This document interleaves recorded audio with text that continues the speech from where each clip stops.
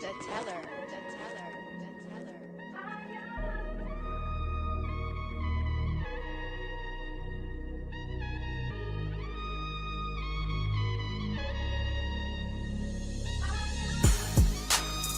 It's another day. Left jab, right jab. This is MMA. Mixed martial arts, quick body parts, undefeated when I pick 'em. Who the champ, who the victim? Looking in my crystal ball, I predict the winner. Never stop fighting. If you lose, keep your chin up. Know how the game go. I'm a smart fella. Welcome to the show. This the MMA fortune teller.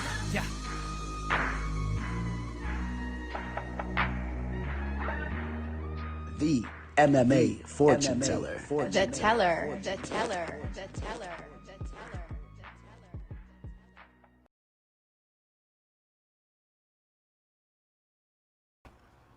What's up, guys? MMA live discussion episode 13. I got a good one for you guys. I got a really good one for you guys today. I didn't want to give any spoilers out of who it's going to be. I think it would be cooler if I just make it a surprise.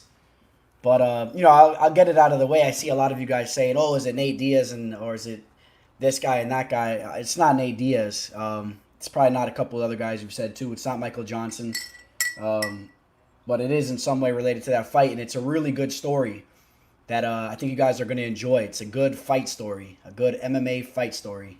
So, got my martini ready to go. This is how real men drink martini.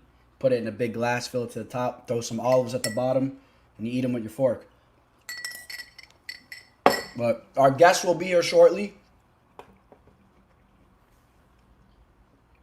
Our guest will be here shortly. What's up, everybody? What's up, James? Vincent, Brody, Michelle, Dylan. What up, everybody? Spot. Thank you, Michelle. You're the best, Michelle. I appreciate you a lot. I really appreciate that. And, we also got a big fight card taking place this Saturday, right? A fight that I'm really looking forward to in that main event. Edmund Shabazian taking on Derek Brunson. That's a good matchup. I actually like the co-main event as well. Joanne Calderwood taking on Jennifer Maia. It's a tough test for Joanne Calderwood. A lot of people have been asking me what I think about that fight, and I like Calderwood, but you guys better not sleep on her opponent because she's a tough chick. You know, she brings it. Every time she's in there, that girl brings it, and she ends up participating in a lot of fights that play out close. So don't be surprised if Maia keeps it close. She can strike, she can grapple. And she looks like she's in really good shape for this fight, too. If you guys check out her Instagram, she's been posting pictures looking like she's in really good shape. So, be careful with that one. What up, Ben?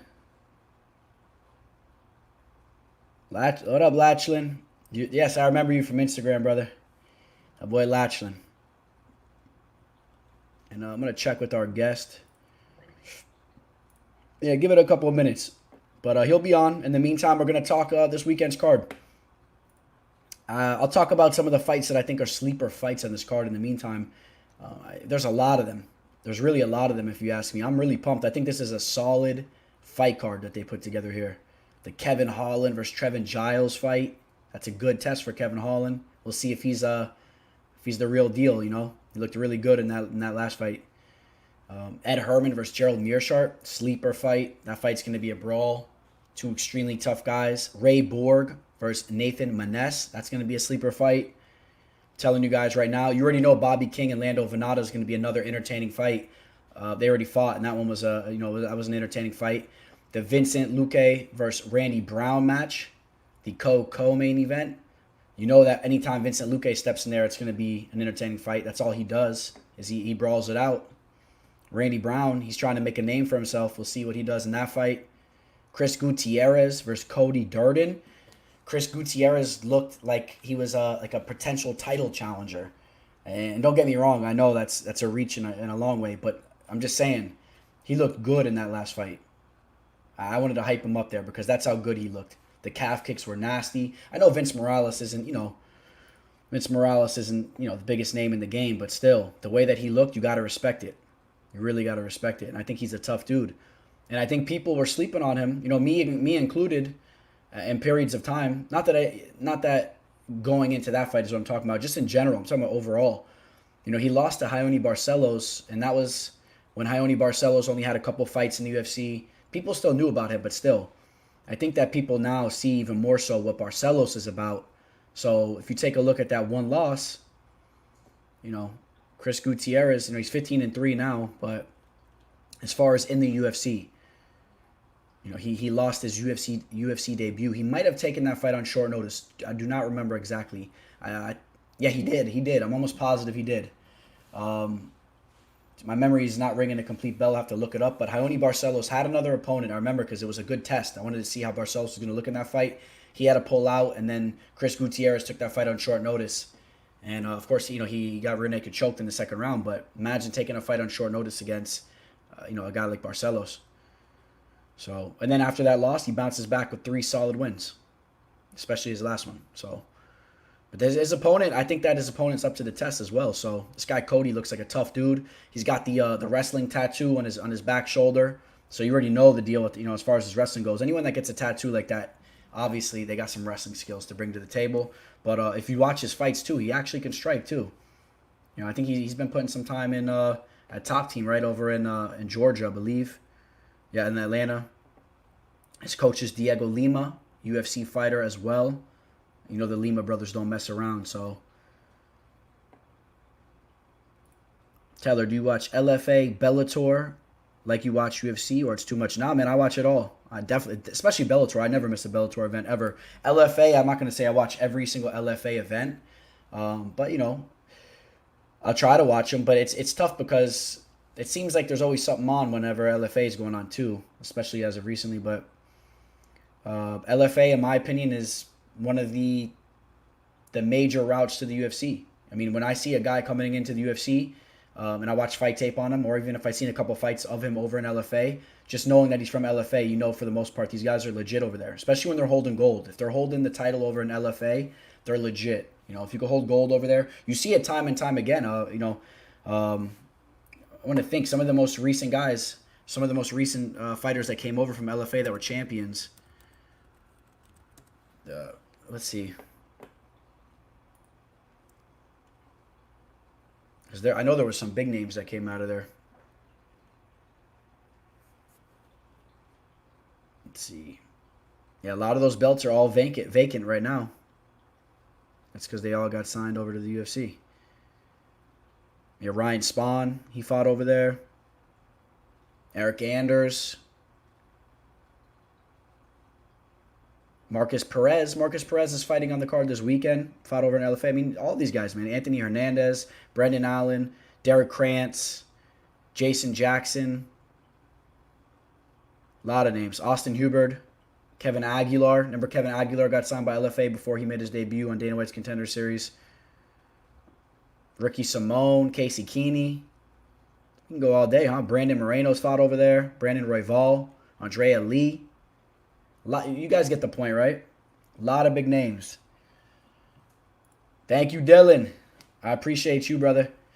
What do you think about Cody Garbrandt going to flyweight to fight Benavidez? I definitely had that on the agenda to talk about today because that's one of the biggest things right now in MMA news. I like it. I like it. From what I saw from him, the way he talked about it, he seems very confident he can make the weight. He looked amazing in his last fight. You already know what kind of fight that's going to be, right? Benavidez. Wait, so you say, actually, he wants to fight Benavidez? Is that what he's calling out right now? That'd be a big fight. I like that. So there was a rumor about him fighting somebody else as well, but that's right. Benavidez, he's also calling him out. Okay, so I would love to see that fight. But wait a second. Joe B. I got to pull that up. What's your source on that? Let me check that out real quick.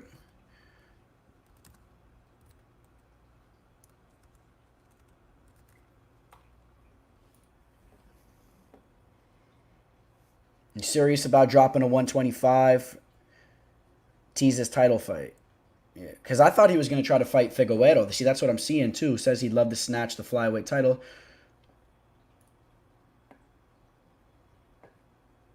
Because Joseph Benavidez, I'm pretty sure they're boys too. So I was surprised to hear that. Give me 1 second, guys. I'm going to pull up this article.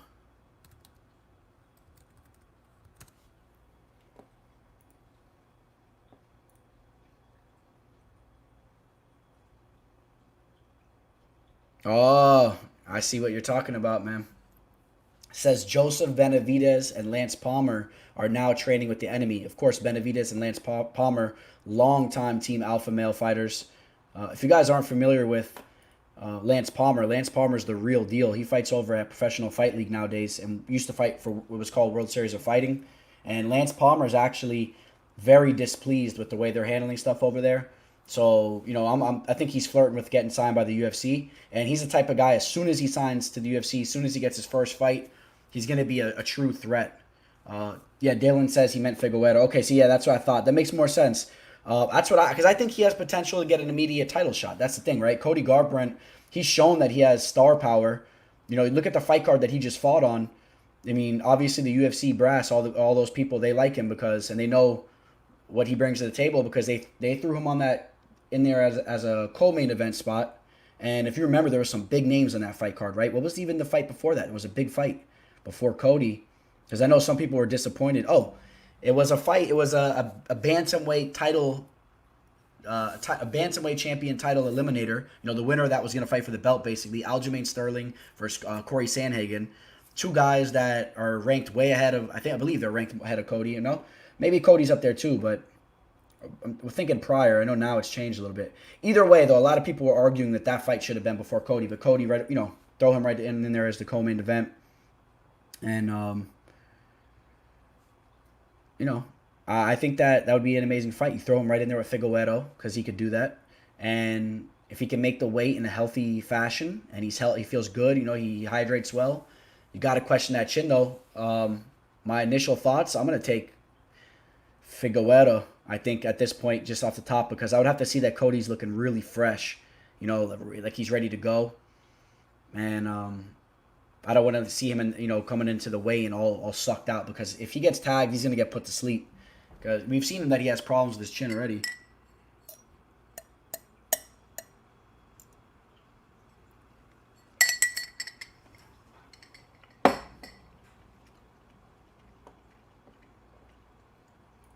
The Lakers and the Clippers play tonight, huh? I did not know that. I guess is that the start to basketball season? Is that like a legit regular season game, or is it still one of those preseason type of matches? That's a good match right there. Clippers and Lakers. I've been making some big money betting baseball as well this week, man. It's been a big week for me. I've been tailing the Dodgers the last couple of days and throwing big money on them, and they came through for those baseball fans. But back to MMA. What other questions we got?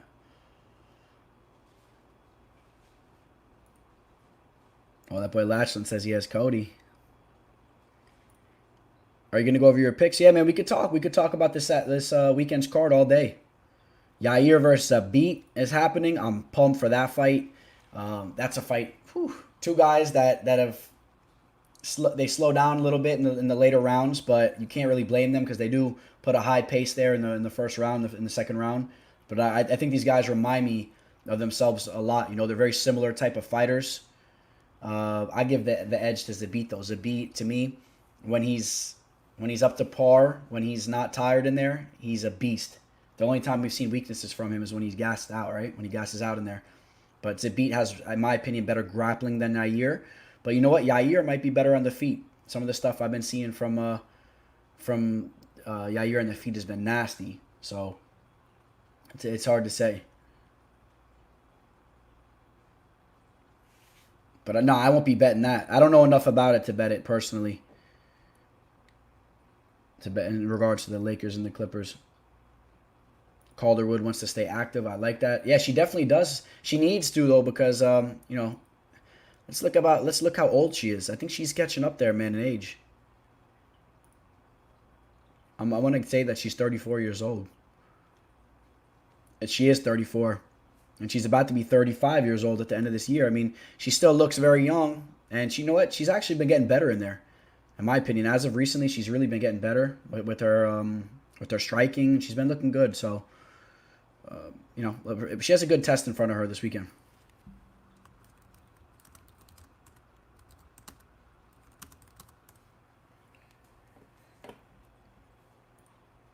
Let's see, man. What else we got? Yeah, actually, just in regards to her opponent, Jennifer Maia.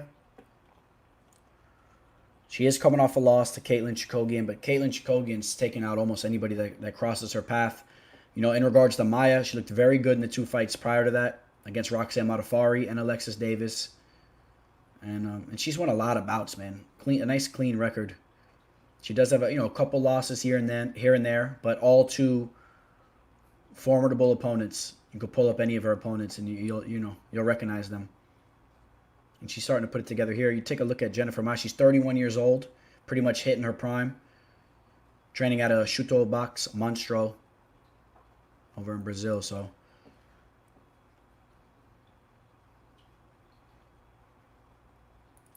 thoughts on Martinez Luque Shabazz parlay from Rishi. Well, first thing, you're putting a parlay with 3 legs in it, so you're getting, in my opinion, to about the limit of how many legs you want to have. I think that's where I would stop. I wouldn't add anything else to that. So you want to take those 3. Shabazz, the line's getting high on him. People are really starting to like Shabazz. And the money, well, I think people already liked him, but the line is just getting better and better, or however you want to say that, getting worse and worse if you're taking him.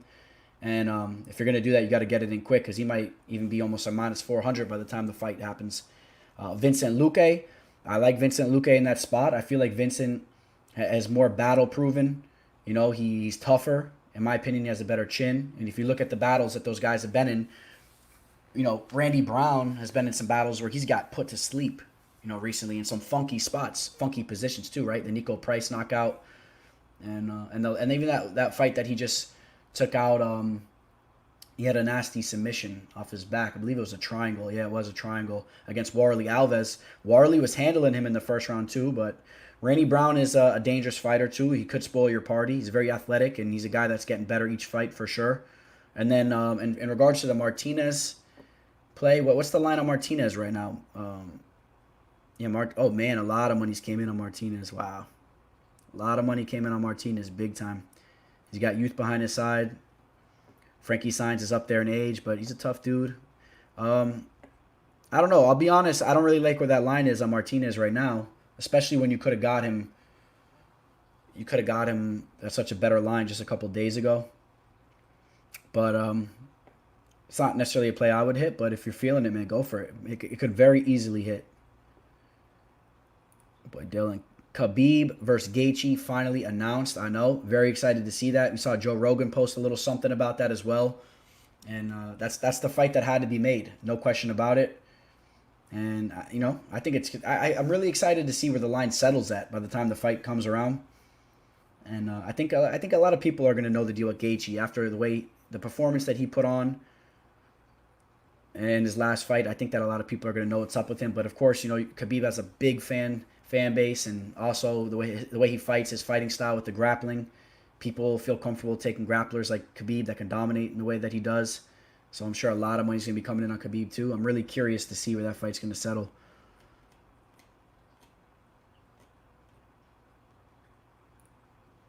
And right now, Khabib is right around minus 245. Justin Gaethje is right around a plus 200 underdog. He's getting 2-1 odds on Justin right there. Wow. And you know what? I bet you Khabib's got to blow up. That line on him has to blow up. He opened up as a minus 210, and he's already at a minus 245. In only a couple days. Colby versus Woodley. I got Colby in that fight all day. I don't even think that Woodley shows up for that fight. I think that Woodley knows what's going to happen to him.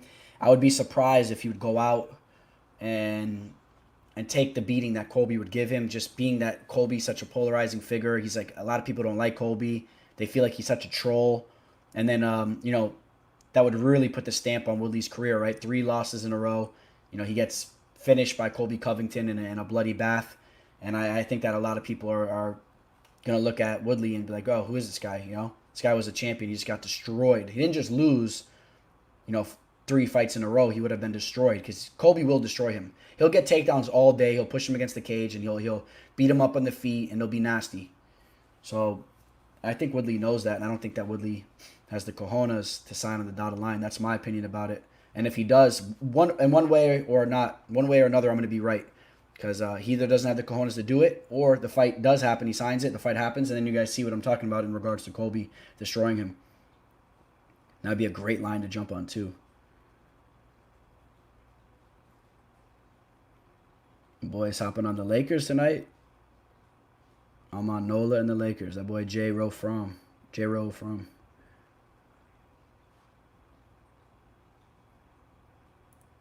Wow, Helwani tweeted, UFC applying for a permit for UFC 253 in Vegas. So you're saying, like, as far as letting the fans in and everything, huh? Oh, I hope so, man. That'd be amazing. I mean, I don't know how they're doing out there, but people be flying in from all across the world. It'd be crazy to see. But Neil, the security, man, hang tight, hang tight. He's going to be here very soon. Very close, very close.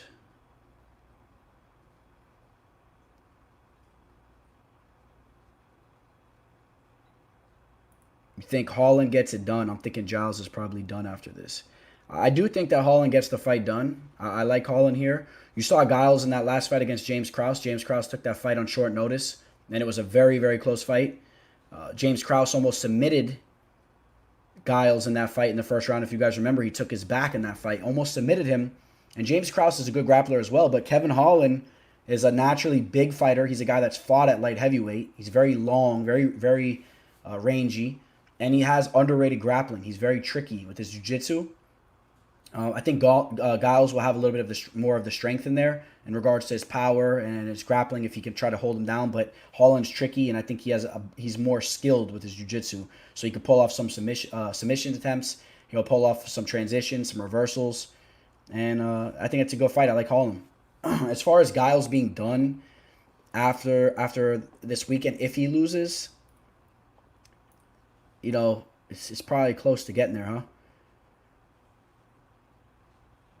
If he loses this fight, it would be 3 losses total on his record. But, yeah, he would have lost 3 of his last 4 fights. And the one fight he won against James Krause, he won that fight. It's questionable if he won it. It was still a good fight regardless. And it was a win for him no matter how you put it, because he did win. And it was a very entertaining fight of the night type of fight.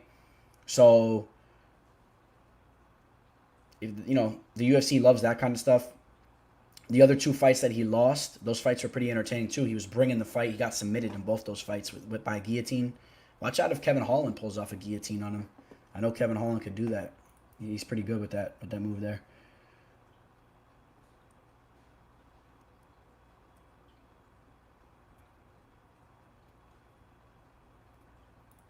Volkov is fighting Walt Harris. That seems really one-sided. Who do you feel that's one-sided for?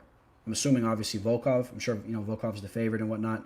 But Walt Harris, yeah, that'd be probably a bad fight for Walt. If Walt doesn't knock him out early. Actually, I shouldn't say that. I was going to say, if he doesn't knock him out early, you know, it's going to be a tough fight for him. But we saw Volkov get knocked out by Derek Lewis with, a couple seconds left. So there's probably always a possibility that Volkov could be knocked out at the end of that fight as well. But I got Volkov in that fight. Our guest should be joining us soon. Give it a little bit longer.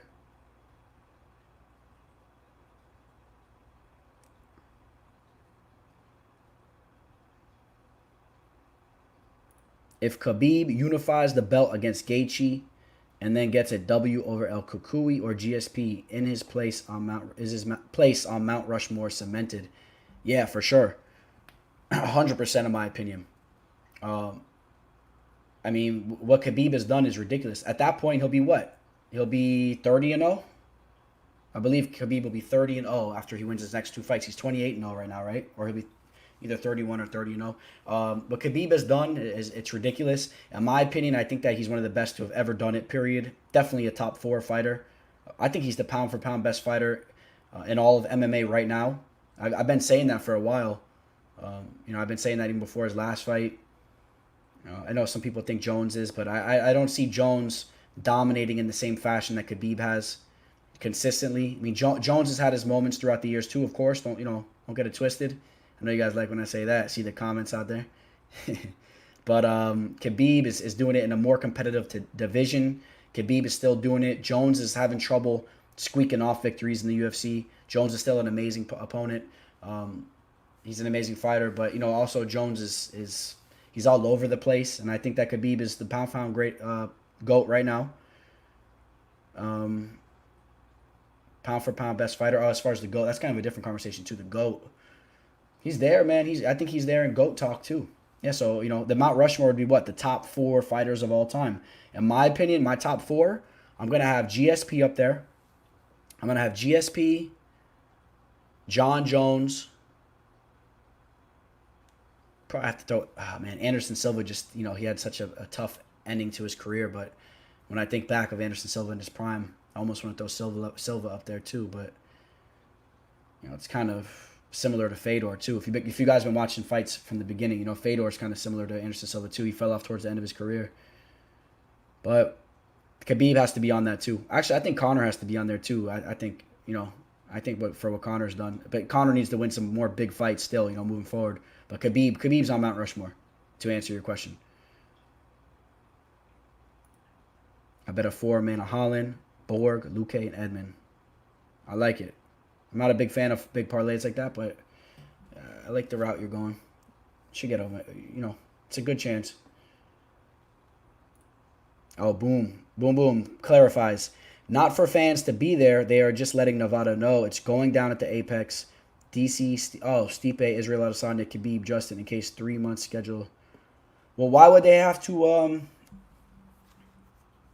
I'm a little confused, though. I got to look more into that. But why would they have to... I guess I assume that they would have to send the permanent regardless. But I don't think that's different than any of the events they're doing in Vegas, right? I'm assuming that they sent that in for, for this event and all events. They probably have to do that for, with what's going on in the world. They're probably going to have to consistently do that. But maybe you're saying that just in regards to, you're excited the fights is announced. Or it's about, it's about to be official. I get you. He won't fight... In regards to Khabib, he won't fight GSP, Gaichi, Tony, 30-0 retirement. If he's going to fight Tony, I think that Tony has to get a victory against his next opponent, which is probably going to be Dustin Poirier, right? Probably Dustin Poirier versus El Kakui. And good luck, to Tony to win that fight. Because honestly, I got Dustin Poirier over Tony Ferguson all day.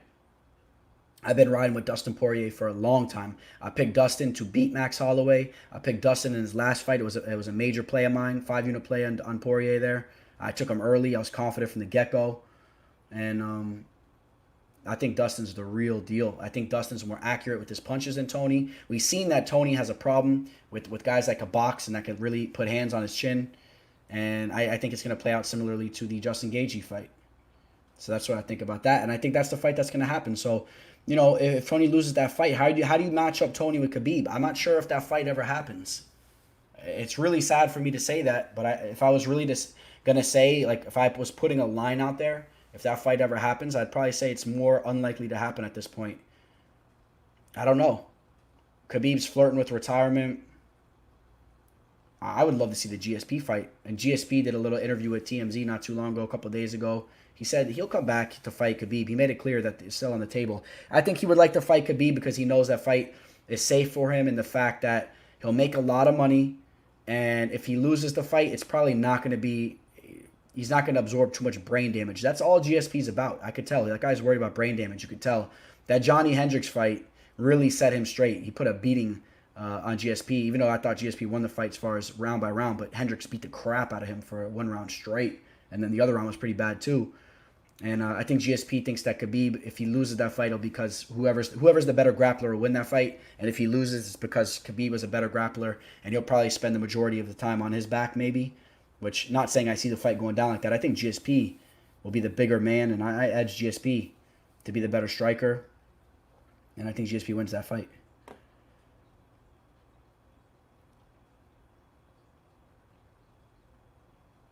I appreciate you, brother. Thank you, man. What about that parlay? I think I said I like it. JoJo is our only Scottish women's UFC fighter over here. Oh, you're over in Scotland, brother. Shout out to you over in Scotland. Boom, boom. Yeah, the only Scottish women's fighter, right? You guys don't really have a lot of fighters in the UFC in general. I know you got Stevie Ray. Oh, you gotta wait. No, that's actually not even Scotland. No, no. Yeah, I mean, who else do you guys have besides Stevie Ray?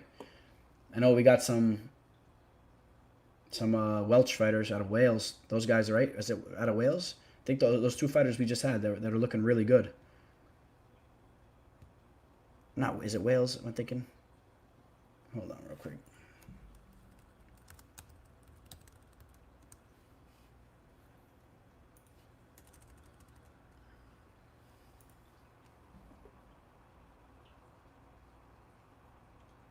I'm trying to look something up real quick, guys. 1 second.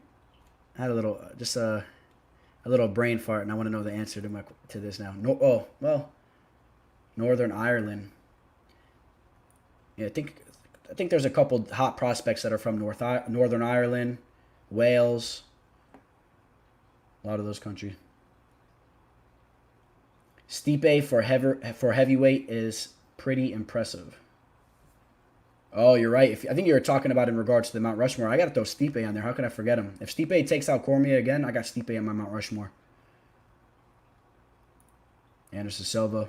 Yeah, man. Silva was the man back in the day. You're not going to get a lot of argument from me there.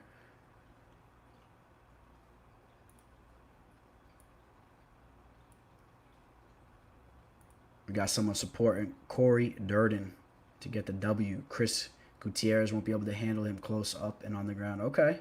Bold call from Rishi. Nah, I thought his opponent looks, pretty legit from what I saw from Cody. I think he's a tough dude. I couldn't go against Gutierrez based on his last performance. I think he's a tough dude, and I think that he's going to be comfortable. He just fought recently. I think he has a lot of factors that are helping him out. I think it might play out closer than the line says, though. That's for sure. But time will tell.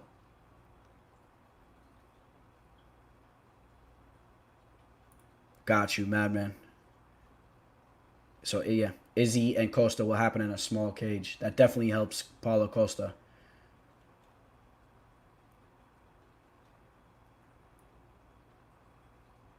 That's funny. Two favorite fighters are fighting.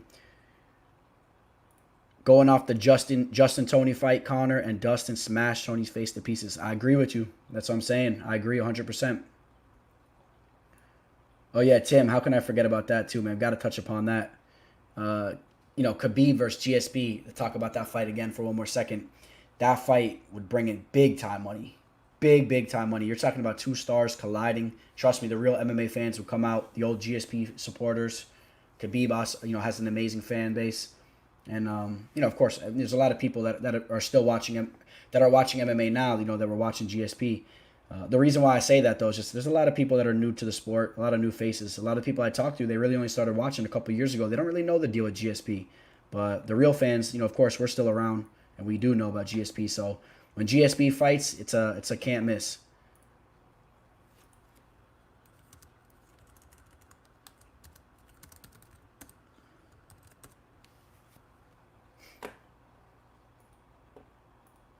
Checking on my guest here. He was going to try to make it on within the first hour, so he said if we could be patient with him. And what else we got? Tony's boxing is way off. His boxing coach is a boxing gym instructor in LA. That ain't enough for the level elite MMA is rising to. I agree with that. And his boxing is definitely off. And it's too unorthodox. You can get away with that. Certain guys can get away with that, but once you start getting to those top-notch opponents, those little small technicalities make a big difference. You got to keep your hands up. You can't have your hands down, doing all that funky stuff, jumping in and out. Because guys like Justin and Poirier that are training legit boxing, you see how tight their hands are. They're crisp. They're up covering their face, and they're too quick. They're going to capitalize. They're going to tag you up. It's a fact. Shout out to Jonathan Cardone.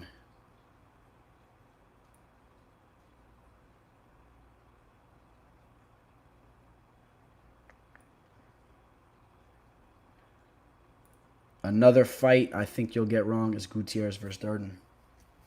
It's the fight on the... Yeah, see, we were just talking about that, Latch. Again, though, I got Gutierrez in that fight all day. I feel comfortable picking him on a straight up.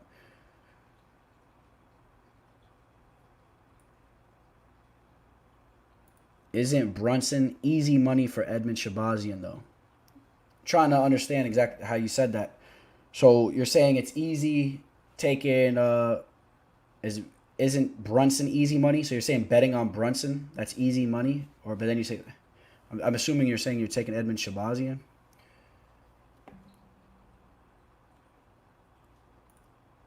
If Stipe and DC retire after this fight, which is a high possible outcome? I can only think of Ngannou to fight for the vacant strap, but the question is against who? He almost nuked everybody. Yeah, I agree with you. It definitely has to be Ngannou. That's without question. Ngannou definitely is going to be one of the guys fighting for the belt if it is vacant.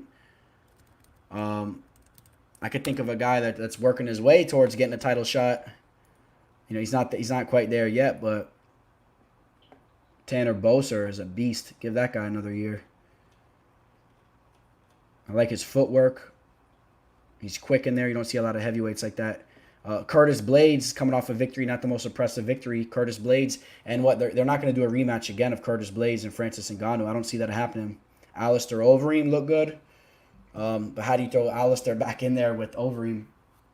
Or excuse me, how do you throw Alistair back in there with Francis Ngannou? Honestly, I think that fight sells. I would love to see that fight. Again, I mean, the way that Ngannou got knocked out. One of the worst knockouts we've ever seen in history. But, we see Overeem still hanging tough and surviving a lot of these fights and taking dudes out. Give him a chance at redemption. We're talking about one of the greatest fighters of all time. And who doesn't want to see Overeem hold UFC gold? I know I do. I'm a big fan of Overeem's. I've been watching him from the beginning. Imagine seeing Overeem get a chance to hold gold. And I think he could take out Ngannou with the right game plan if he avoids the big shot. Ngannou could also knock him out in a horrible fashion again. But I like this. I think that's the fight to make. They're not gonna do Curtis Blades again.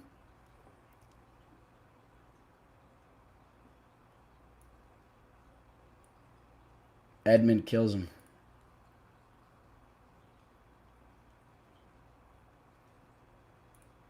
What do I think about Till saying knee stomps should be illegal after the Whitaker fight, even though he's done it?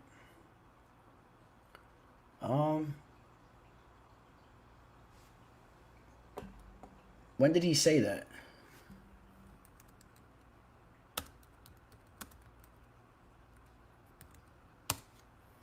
I mean, my thoughts are I mean, if you could do ankle hooks, ankle locks, and all type knee bars and all types of stuff like that, a type of move that can hurt your opponent for a long period of time, those types of moves that you could really hyperextend the leg, those knee kicks. I'm assuming that's what you're saying, the knee stomps. Those can cause some serious damage, but a lot of stuff that they do inside the octagon can cause serious damage. I mean, if you knock somebody out, you're putting a lot of damage on their brain, and what's more important than anything in their body besides their brain? The brain is the most important thing in the human body. So I mean, your knee, I understand it though, because you're taking guys out for a long period of time, but I would say that I disagree with him in that. I think that it's a move that should be used. Honestly, I would like to see knees to the head of a grounded opponent. I would like to see soccer kicks. I like watching MMA for the reason I want to see who's the best fighter, who would survive if two guys went to battle. I'm not a fan of biting, and I'm not a fan of eye gouging and groin strikes. That's definitely pushing it. But I like to see, straight up, like if it's a survival type of fight, two guys collide on the battlefield. Who's the guy that would survive, take the other guy out, and, in the old days, who would be the guy to reproduce, who would be able to get the woman, like the old wild caveman days. I want to see who's going to win the battle. And you know what? If a guy is strong enough to get on top of somebody, you know what I mean? Have, you're on top control, you're holding somebody down in a position where you could rain knees on their head. If you could do that in a real fight, I want to see I want to see people be able to do that inside the octagon too. If they can knock their opponent out like that, why not? But I don't know. People might say, oh, that then you're talking about these fighters taking some serious damage, life-threatening damage. But you know what? You could head kick somebody right in their head, man, standing up, and that's as bad as it gets. You can throw knees to somebody's face in the clinch, and that stuff is serious too. So don't give me that stuff. These guys, come on. If you guys want, I'll pull up some highlight reels. Look at some of these knockouts that we've seen throughout the years. Come on, man. These guys have taken the worst shots that are humanly possible. Come on. We've seen these guys. You guys know what I'm talking about. Come on. What Dan Henderson did to Michael Bisping? You think that a soccer kick is much worse than that? You know what I mean? Or a knee to the head? Dude, Dan Henderson, that shot to him, forget it, man. Costa has 12 of 13 finishes, Romero being the only fight that hasn't finished. Adesanya versus Borichina. I have Paulo, KO. I agree with you, Lachlan.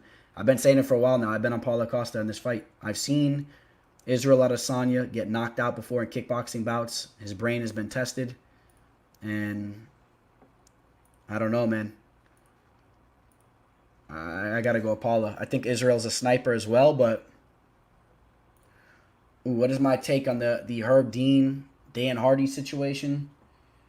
I don't know. I thought it was a little bit overkill, on the fact for Dan Hardy. I saw where he was coming from and everything, but I thought it was a little bit overkill in my opinion. Just, let Herb do his thing. But I've been saying it for a long time. I think Herb Dean's a very much overrated referee. I think he's a good referee, but everyone always loves to jump on that Herb Dean train, that he's the best referee. I think Dan Miragliotta is the best referee. That's what I think. But still waiting on my guest, man. I apologize for the delay, guys. I'm going to post my link if somebody wants to hop in. In the meantime, he should be here with us shortly. Hopefully by the top of the hour, he'll be joining us. Could be joining us in a couple of minutes. I know he had to attend to some stuff, so I would love to get him on. I'll keep you guys updated with that. Boy Arson, he says, Chimaev versus Adesanya and Usman thoughts. I think that right now I'm taking Chimaev to take out all those guys, man. That guy's a beast. I did a little thing on my Instagram the other day. I posted Chimaev versus Usman, and it was about 50-50. About half of the people agree with me, but I want to see him get tested a little bit more. But I think that guy's a natural champion. He's a freak athlete, man. And people are saying they need to see more of his striking. Pull up some of his regional fights. He's been knocking dudes out in crazy ways, throwing uppercuts, knocking dudes out. He's a wild dude, so I think that his striking will come around too. But his ground and pound and his grappling, when have you seen Usman do something the way that he did, like he did the other night? That's ridiculous. 2 fights. I think the striking comparison in those 2 fights was 162 significant strikes to 2. That's crazy.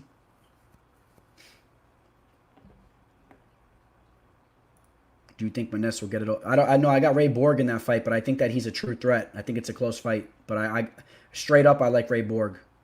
I like him. I like Ray Borg. Ray Borg's been there. He's been in some big fights. He's tough, and he's a UFC seasoned fighter. So.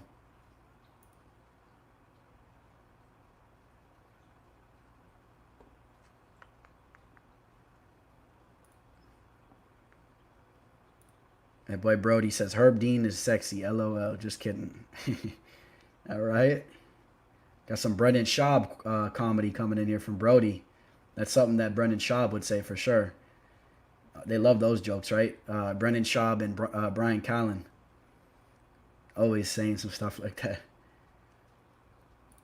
I think Jason Herzog, who ref Masvidal versus Askren, is my favorite ref. Okay. You don't see Herzog around as much nowadays, though, right? I don't know if it's something with the COVID situation. I haven't seen Herzog in a little bit. I don't think. Brody doesn't like the Chimaev talk. I'm telling you, bro. Brody, remember I said it here first. I don't have a problem doing it. I think that Khamzat Chimaev is he's gonna hold gold. I think he's gonna destroy a lot of guys in the UFC. He'll start to fight some higher level opponents, but it might not look the same as what he's doing to these other guys, but I still think he's going to get the job done against those guys. I still see him out grappling Woodley, Usman. Excuse me, talking about welterweight fighters. I still see, actually, he would be a welterweight fighter. What am I talking about? He's fought at middleweight for that one fight, but he will be most likely fighting in the welterweight division. So, I see him taking those guys out. I see him taking Usman out, all those guys. And if he wants to, he's flirted with staying at middleweight too. Who just sent Brendan Allen. You guys know Brendan Allen, who we just saw a fight not too long ago in a spectacular fight against, name slipping my mind, who really put his name on the map, in my opinion. But Brendan Allen says that he wants to welcome Khamzat, or I guess you wouldn't say welcome him. He's already fought in the UFC twice now, but he wants to welcome him to the division, I guess, a little bit more so. I'm telling you, man. keep an eye on him. I don't have no problem with having that on record right now that I think Chimaev is going to be a champion and that he's going to whoop up these guys. I'm a huge Izzy fan, but Paulo is actually scary. How is he a middleweight? I know it's nuts. And I say it all the time too, man. Yeah, testing clean, all the drug tests. The guy's a natural, still looks as good as ever. So, you can't say he looked good and he lost it. Michelle Padilla says rat lip.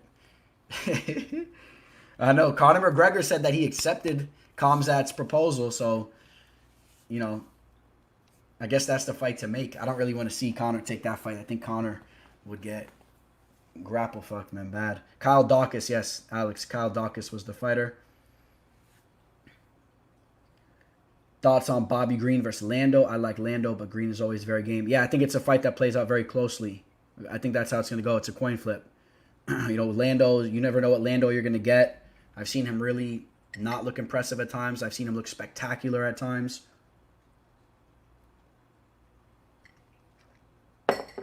So I got Bobby Green.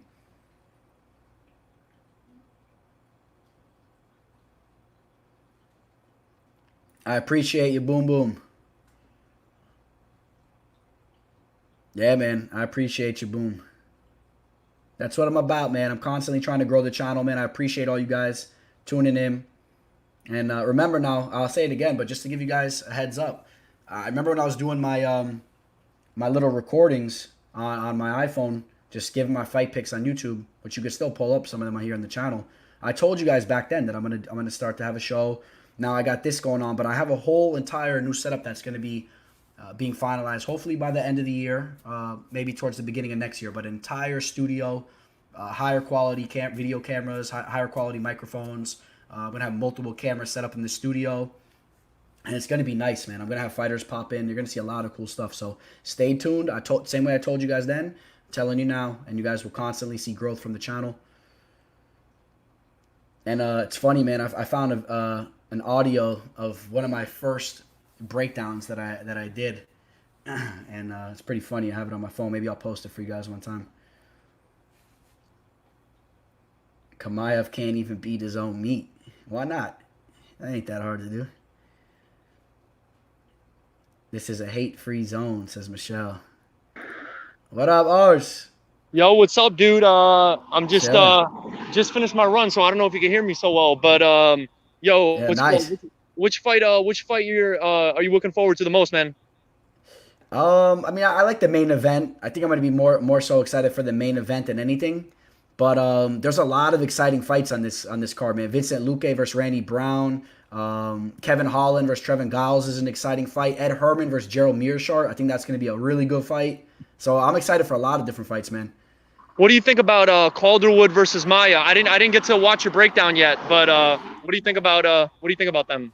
I think that Maya's game. I think that she's a very tough opponent. She has good striking, good jiu-jitsu. All her fights usually play out close, even if she loses. But I think Joanne Calderwood's going to be a little bit too slick for her on the feet. I think Calderwood's been looking really good as of recently. I got Calderwood to win the fight. I like Calderwood.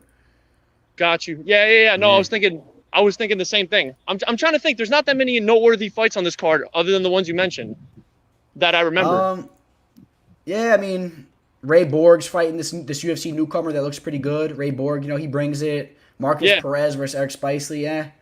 I'm pretty excited overall though. Like in one way or another, every fight has like a little something to it. You know what I mean? Like even the Jonathan Martinez fight versus Frankie Saenz. That's a fight where you got a guy that's much younger. I think that's a cool little story there. You got Frankie Saenz still trying to fight in the UFC. He's holding on, and he's getting up there almost 40 years old. In the bantamweight division, you don't really see old guys fighting those weight divisions. And I want to see if he could show up and take Jonathan Martinez out. That'd be cool. Every fight has like a little something to it. You know what I mean? Yeah, for sure. Dude, by the way, your screen is blocked out. Is it? Yeah. I mean, I don't know if it's just my phone, but... Oh, yeah, no, it's loading now. Yeah, you're good now. Okay. You're good now. Sorry about that. No worries, dude. You think Shabazian finishes Brunson? I would say so. It's a 3-round fight, but I think that... Oh, it's 3 rounds? It's not a 5-rounder? It looks like it's a 3-rounder for some reason. Oh, that fucking sucks. That's what I've been seeing a lot, yeah. Oh, okay, got you. All right, yeah, no, because I was thinking about that little Manor victory bet But I but like the but if finish. I like the finish better than not. Actually, if you look at the line, the finish, yeah. Vegas thinks the finish is most likely to happen because the finish was only a couple points lower than just for him to win the fight. I think the finish was like -2 something. Oh So yeah. Yeah, no, I it's up got you. Yeah, there. they might as well just hit it money line. You know what I mean? Yeah, No point of freaking getting like almost no return on and risking it just in case Brunson survives, you know what I mean? exactly. But And yo, it's what's up? not like if Shabazian doesn't get the knockout that he's not going to win the fight. You know what I mean? It's not like one of Yeah, those types of yeah. fights. No, 'Cause he could exactly. easily win. Yeah.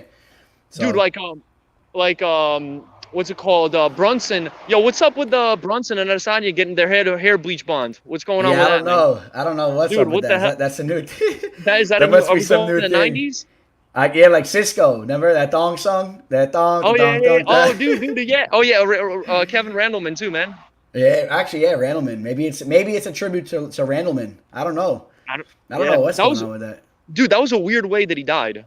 Like he had like some you think it was like a lot of steroid abuse and stuff for Randleman? Yeah. Yeah, I was thinking about that because like Yeah. that guy looked like a straight up superhero. The monster, right? He is the monster, dude. Yeah, I still can't believe that Fader survived that slam. I still like, if you slam someone, because you add up their weight together, what is that like? Maybe like 500 pounds? No, not like 220. What is it? 220 plus 230. What is that? Like 450 pounds, right? And then plus they're jumping, so there's added pressure. And then slamming someone on the neck like that, bro, like you could that's murder right there. You know, if you do that in the street, you know what I mean? You would think that at least somebody would be paralyzed, right? If they survived, that they'd be paralyzed. When I see that, it makes me cringe. The only thing that makes me cringe, bro, is like necks bending, like someone landing on their head, or like legs that break. You know, when they break and then people like lean back and step on them. I hate can't watch watching that those. shit. Yeah, I know. I can't watch them. I hate it. Remember that MTV show Scarred? You remember that MTV show Scarred back in the day? I think so. Yeah, dude. I never could watch that shit, bro. I can't watch people like it. break their legs and shit, dude. That's crazy. But as far as knockouts go, I could watch knockouts all day. People can kick people's heads until it's mush. You know what I mean? I don't know why. I don't care about it's bad. That.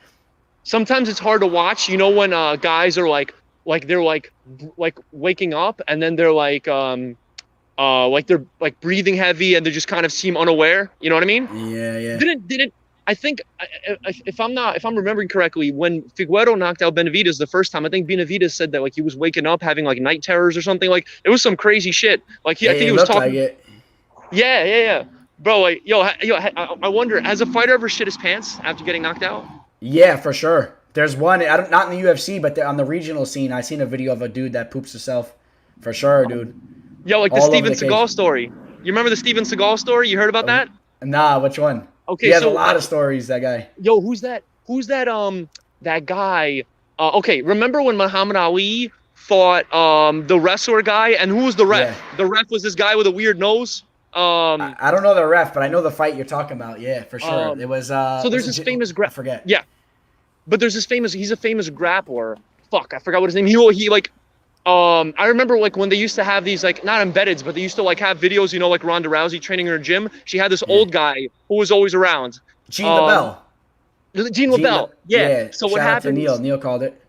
Yeah, Gene LaBelle. So what happened is Steven Seagal was saying that like there was some like magical move that he knew that could stop any choke, like some magical Aikido move. And he's like, oh, like someone like go choke me out. And Gene LaBelle volunteers. And he puts Steven Seagal in a chokehold, and then Steven Seagal, like obviously he goes to sleep and shits his pants. That was the story that Gene LaBelle said, and then obviously Seagal. I heard that. I heard that story too. Yeah. I'll tell you what, I can't stand Steven Seagal, bro. I cannot stand that dude. Yeah, he's I'm not a fan of his at all. Bro, he had all those like what's it called, like was it like rape charges or some shit? You remember that? Like all these chicks were saying that like he had them like hostage. I like don't quote me on this, but there was something going on with that, where he would have these chicks and he would like, you know, like he was doing something weird, man. Like, I didn't hear about that. I just can't stand him because he's a liar, bro. You know when you could tell someone's like a degenerate liar. Like he's just always full of stories, like, and you could just tell, like, he taught Machida and Anderson Silva the front kick. He was trying to take credit. You know? Yeah, dude, it's ridiculous. He was like, fuck, what else did he say? He say like, remember Randy Couture called him out, and he's like, oh, I'll fight you, and Steven Seagal's like, oh, I don't want to kill you, so I won't fight you, like something stupid like that, bro. Like, come on, what a fucking clown. Yeah.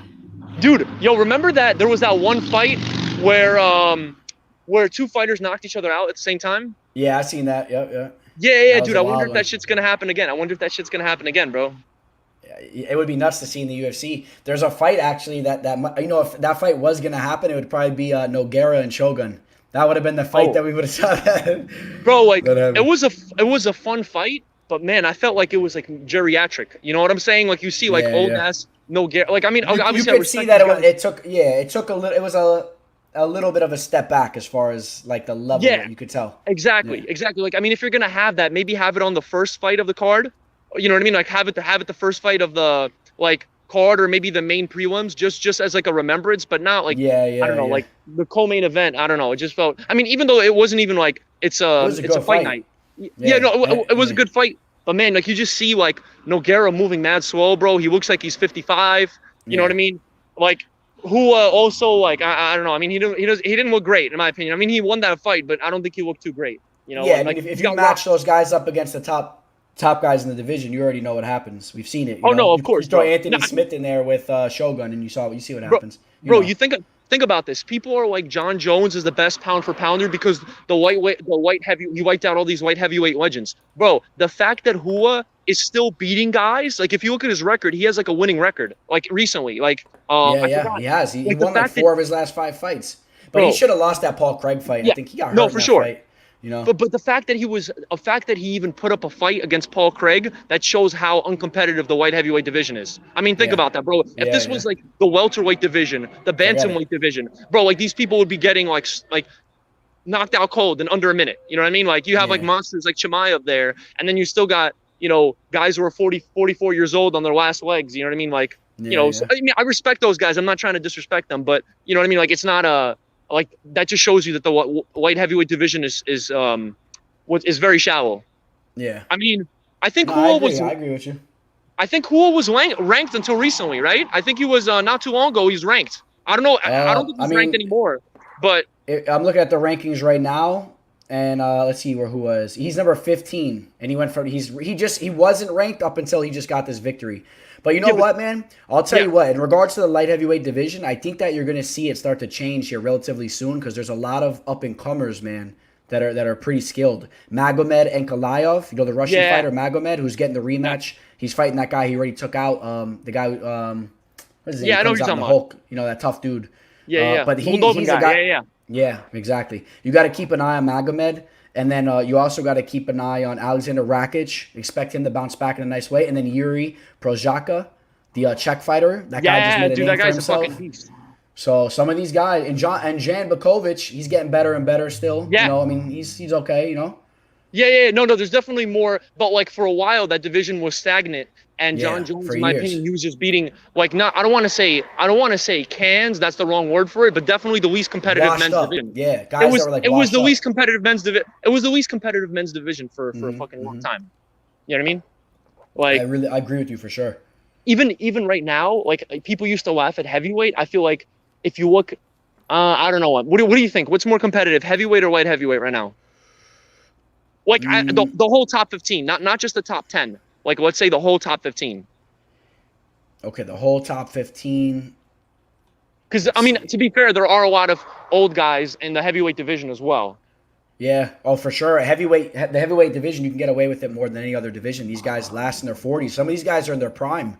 Alistair Overeem's up there in age. Yeah. Look at Verdum. What's his name? Verdum. Verdum's looking good. Dude, what about Alexi Olynyk, bro? Alexi Olynyk looked really good in that last fight against Verdum, and he has a big fight against Derek Lewis coming up. I hope Olynyk beats Lewis, but man, it's just hard for me to see that because he, you know how like the fight starts. Like obviously, if he takes him down, Derek Lewis is fucked. There's no question about it. He's gonna finish him right then in that round if he takes him down. But the problem is that Olynyk, he just kind of walks forward with that weird striking style and those looping punches, and Derek Lewis could take him out right there and then. You know what I mean? Like, but I think if Olynyk gets hands on him, I think Olynyk takes him down and destroys him. You know what I mean? Yeah, and if Lewis gets tired, Olynyk might get those takedowns a little bit easier in the later rounds. Yeah, definitely. But then, Lewis always hangs tough, though. Lewis, even sometimes you think that he's been gassing out as of recently, and somehow he gets back up to his feet and still throwing bombs. Dude, he has like a shit ton of like explosive muscle fiber. You know what I mean? Though he's like a little overweight, like he can just throw a high kick out of nowhere. If only he had masked, dude. If only he like would mask that high kick, he could be a beast with it because it's very telegraphed when he throws it. Like he sometimes he's a little sneaky with it, but a lot of times it just looks like you can see it coming from especially a big guy like him throwing that head kick. Anyone who has like decent reflexes can kind of get out of the way. Yeah, yeah. No, for sure. It's not something that's really gonna sneak up on you. It's just I think it's super powerful. Oh, Hurts for sure. your arms, it wears on you. Yeah, yeah. Dude, speaking of head kicks, you saw that who was that guy? The guy from Tiger Muay Thai who the freaking what's his name?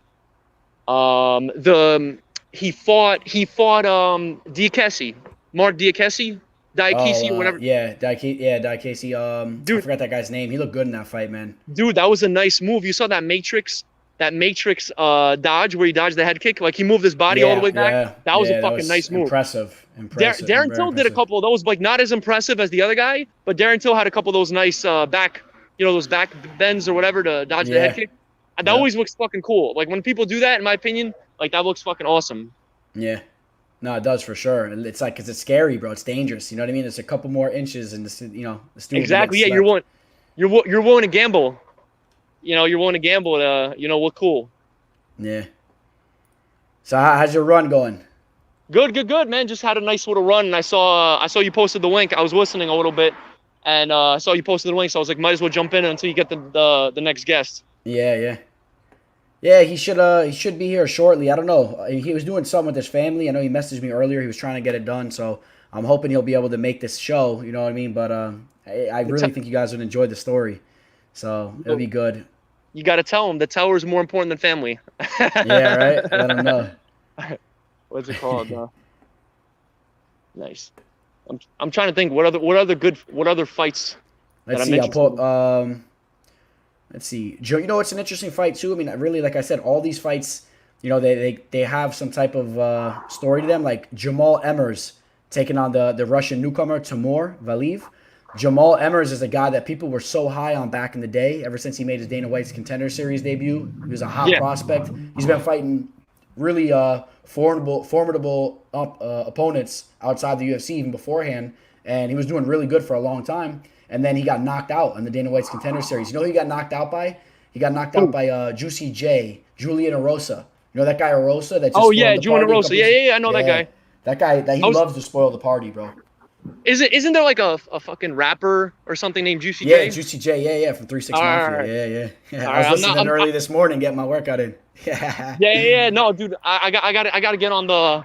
I gotta be up to date with the news, man. I mean, that guy hasn't come out with shit for like a long time, though, right? Like he's old now. He's old. He does mixtapes still to this day. He's good. He has his own little style. Like it's an energetic type of rap. You know what I mean? It gets you going for like when you're working out. But 3-6 Mafia is really good, bro. Back in the day, man, they got some good songs. Good like Little John. Little John is a good. He's good. He's good for workouts, man. Little John. Yeah, he gets you going. What's it called? That guy just made a career out of fucking catchphrases and autotune. Yeah, I know, right? Yeah. Let's go. Right? Let's go.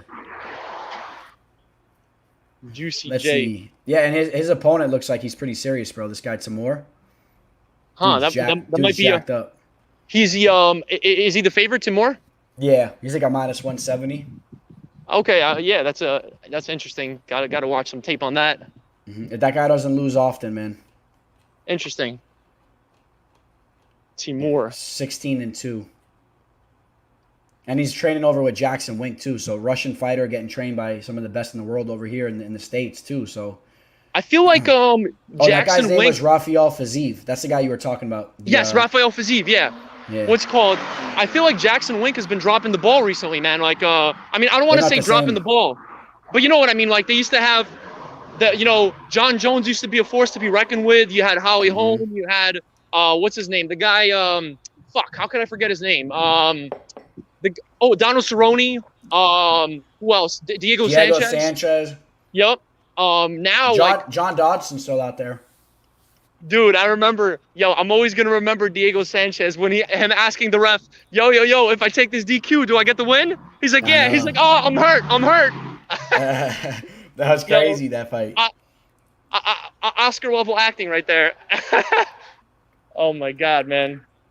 I'm surprised he didn't know. I'm surprised he even asked the ref that. I thought he would already know that. You know what I mean? Like, I thought he would already know that, like, yo, if you take the DQ, you automatically get the win. Like, I'm surprised he even had to ask the ref that. Like, does it ever happen that if you take the DQ, it's you don't get the win? Like, does that ever happen?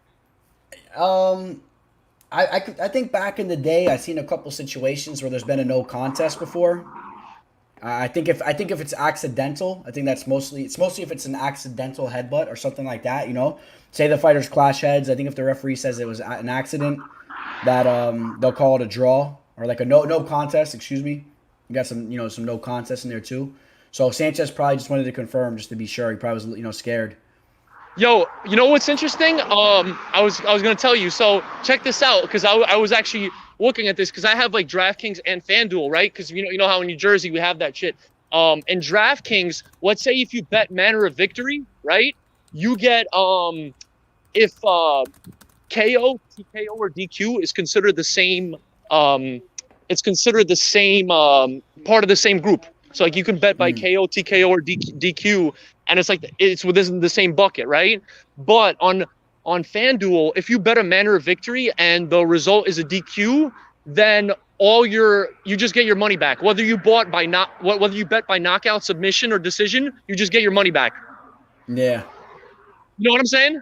Yeah, it depends. I know what you're saying. It depends on the books. Yeah, so I feel like it's better. I was thinking about that. Is it better? Like, let's say if you're betting manner of victory to go FanDuel or DraftKings, I feel like it's FanDuel because, like a DQ can happen at any moment and it's like a small chance of happening. So this way it doesn't matter. Like, let's say if you had bet by points, like, which is decision, and like, again, like some weird shit happens, then at least you're covered. You know what I mean? You don't lose any money. You just get your money back. Yeah.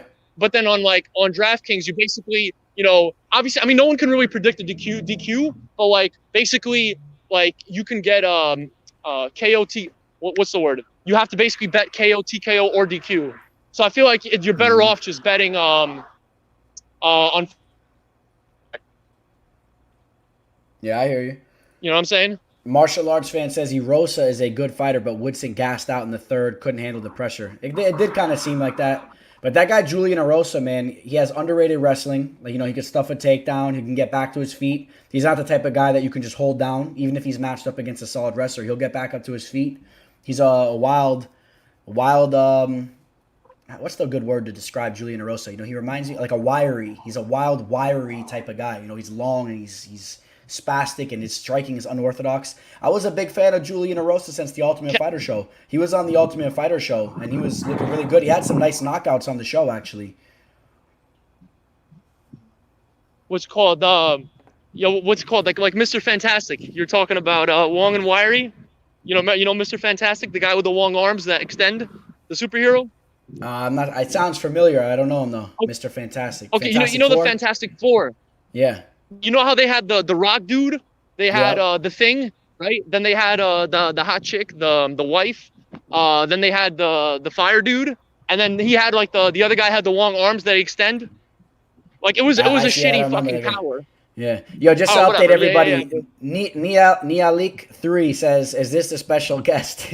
This is Arseny, bro. Arseny's a special guest every time he comes on, but he's not necessarily the special guest that was supposed to come on. I'm still waiting. I don't know. I'm going to give him a little bit longer. We're going to talk some more MMA stuff, but looks like this guy's dropping the ball. I mean, he's the one who reached out to me. He's been trying to ask me to come on the show, too. I reached out to him like a month or so ago, and he's been texting me saying he wants to come on and tell his side of the story.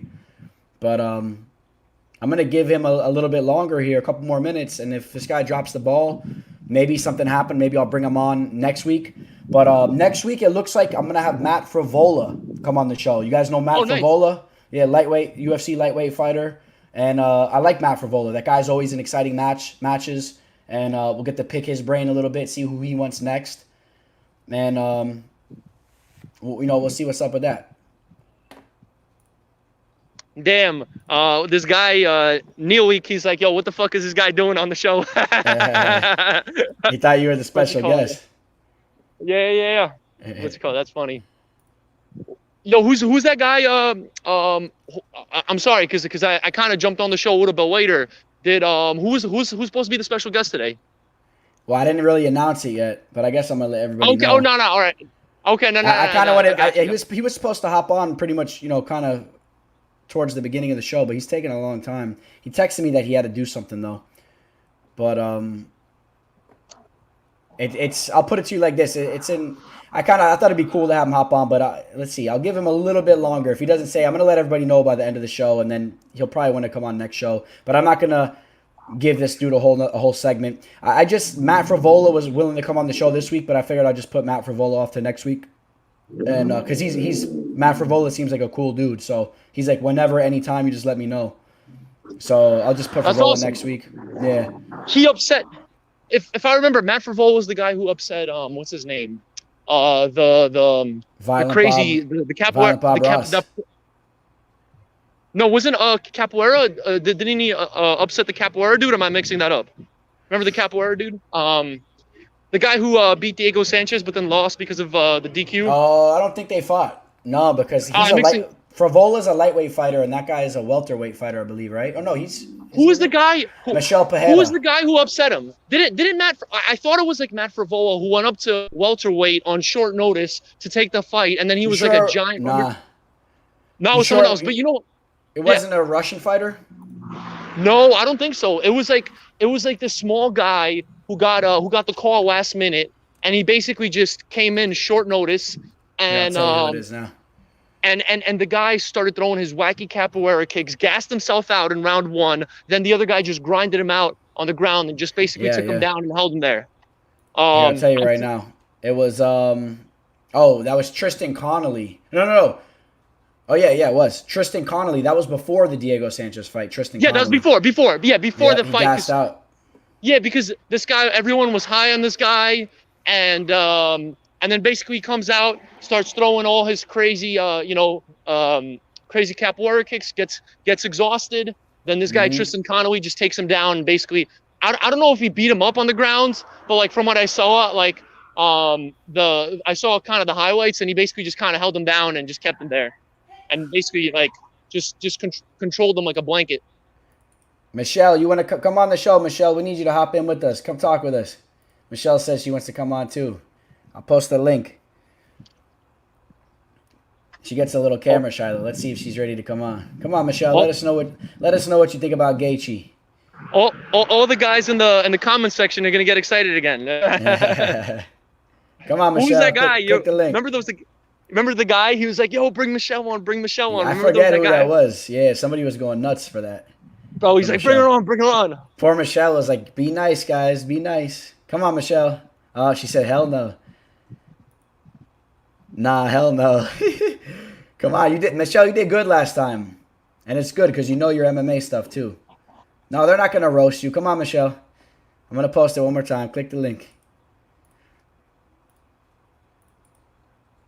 Special guest, Brian Kelleher. Yeah, I don't think Brian Kelleher will be coming on. Somebody tagged me in something that Kelleher said. I was trying to click on it with Twitter. I'm not the best with Twitter. But some dude wrote to Kelleher. He's like, "Are you talking about the MMA teller?" My Twitter hashtag. But I didn't get to see what he was talking about. I don't know if Kelleher if he knows that he has a bout coming up with a teller. Maybe, he wants to start training for it. Yo, come on, Michelle. Click the button, Michelle. Teller, I got a quick question for you. Which strike would you least want to take? Like a Masvidal flying knee, a Barbosa spinning kick, or Ngannou uppercut? Oh, man. That's a tough one. I think... Oh, man, those are all dangerous, bro. Yeah. I think I might want to take the Ngannou knockout because I'm hoping that...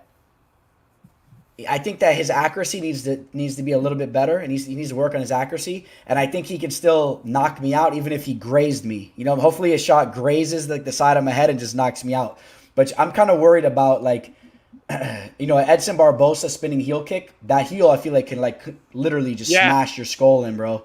That's like a deadly weapon.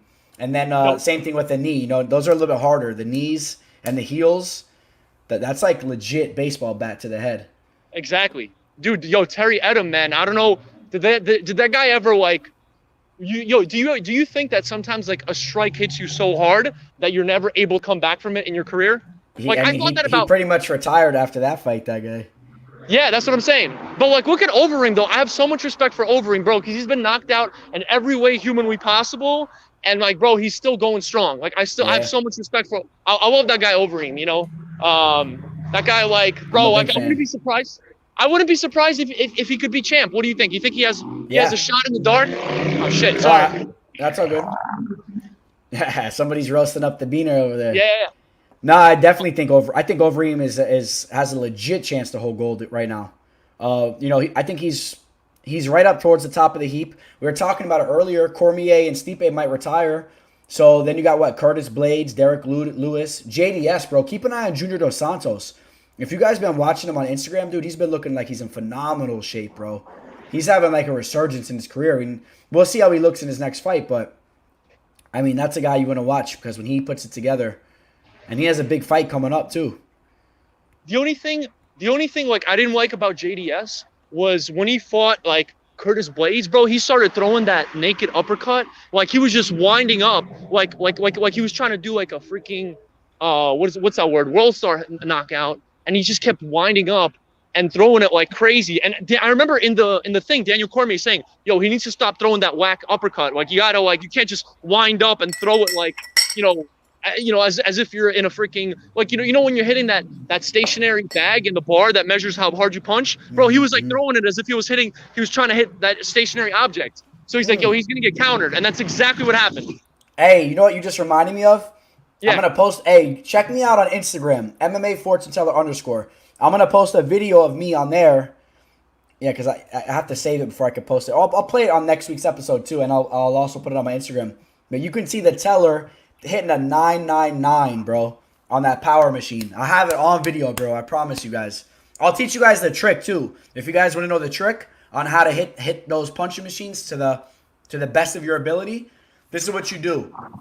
Say you're looking at the punch machine, right? It's right in front of you. Let's see. If it's right in front of you, you want to turn your body. You want to go like this from a side view, right? Get ready to throw like a Mike Tyson style hook.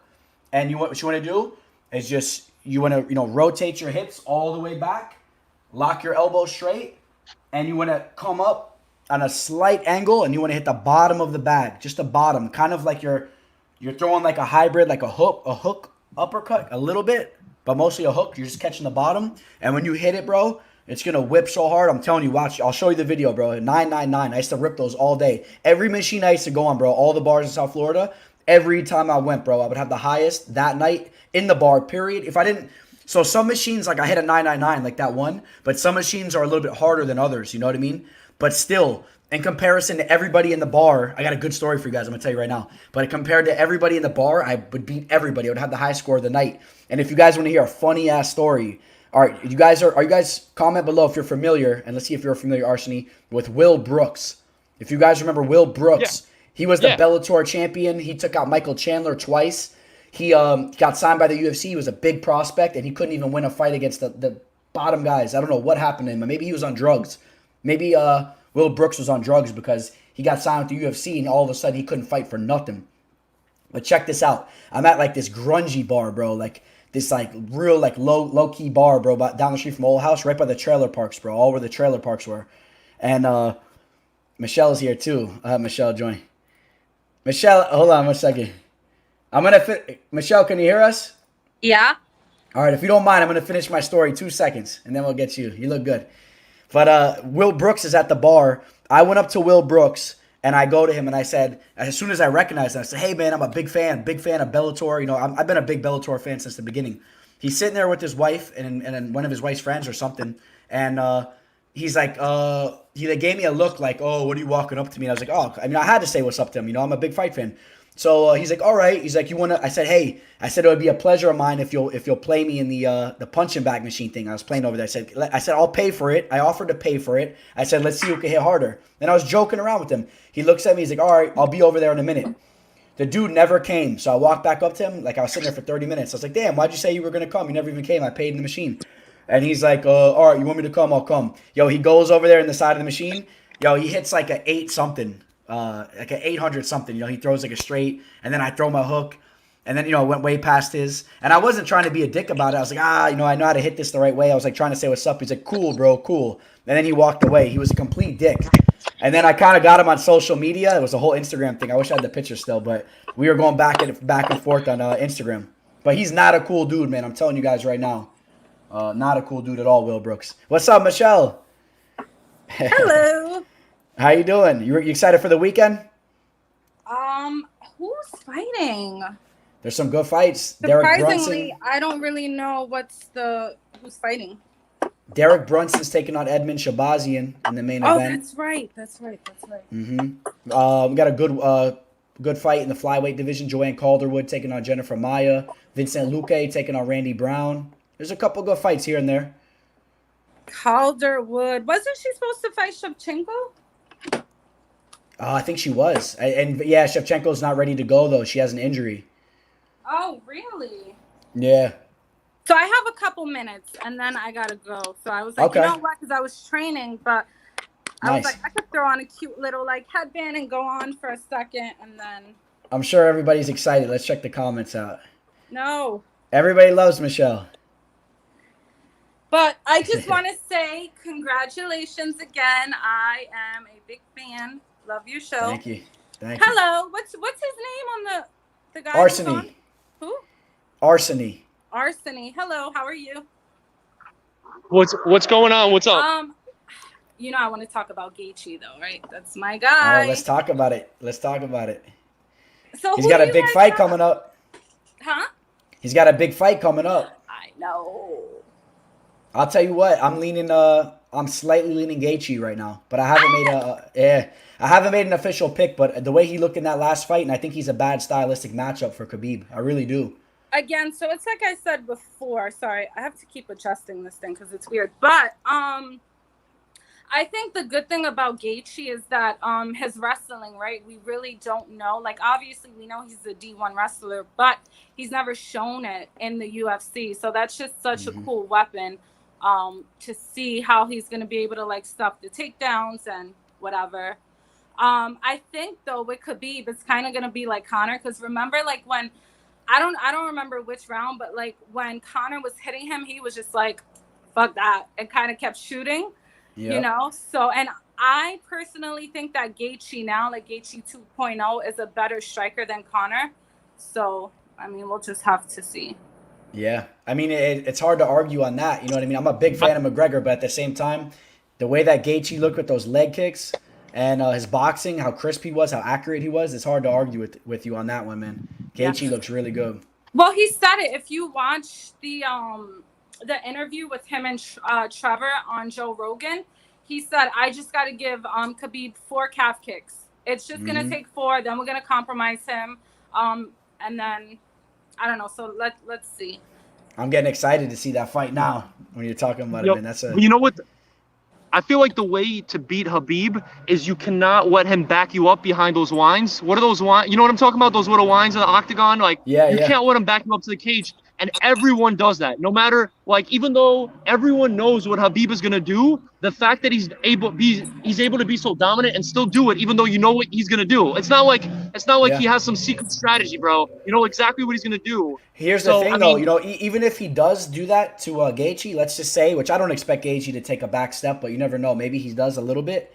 I don't really expect him to do that. But if he did, I still think that Gaichi has the potential to stuff takedowns against the cage like a lot of guys can't do. When Khabib gets you against the cage, he just rips you out, pulls your legs from under you. He'll wrap your legs up. He'll put your legs, he'll lock them up with his legs. I don't know. I think Gaichi might be able to stuff the takedowns against the cage. I think he has legit D1 wrestling. I think he could do it. The Dagestani handcuff, man. Once you get stuck in that Dagestani handcuff position, you're fucked. Yeah. Yeah. What other fights, Michelle? What other fights are you looking forward to? Well, I was just going to say, he also has Usman, who's obviously going to help him train. But the crazy thing about that whole shmeal is that they all have the same managers. So I'm wondering, obviously it's all competition, but how do they really feel about it all, Because they are all teammates, Kamaru, Gaichi, and Khabib. Yeah.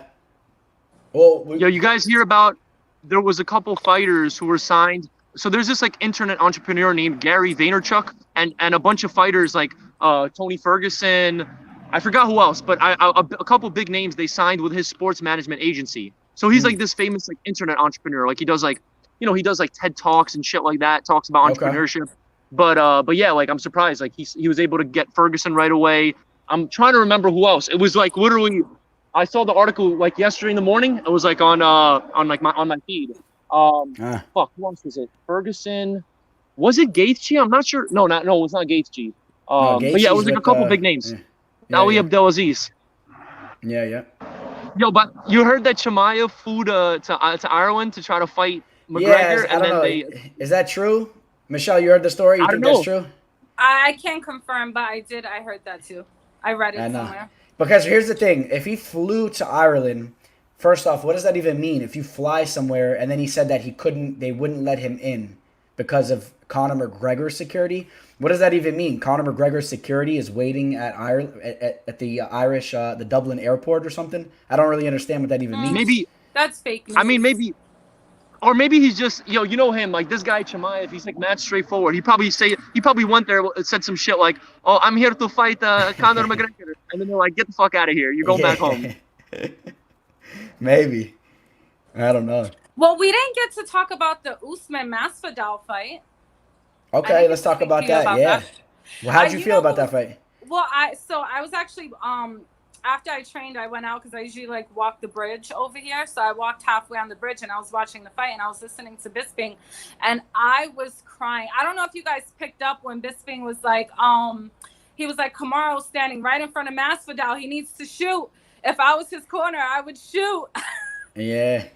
I didn't catch funny. that. Yeah. Yeah, because he's like, he keeps getting clipped, and he was. Masvidal kept hitting him really hard. Mm-hmm. But you see, that's the thing. Like, that 20-pound weight cut, man, it's cool because obviously they're professionals, so they know how to rehydrate him to get his energy back and everything that he'll need to fight. But they do end up bigger, like than so you cut the 20 pounds the following day, it's like you get that all back kind of. So he's still going into that cage. I would say he was probably a little bit heavier than Usman. So with me thinking about that, I was like, damn, maybe I don't think so though. No, I think Usman is massive. I mean, look at the guys fucking like they look pretty similar.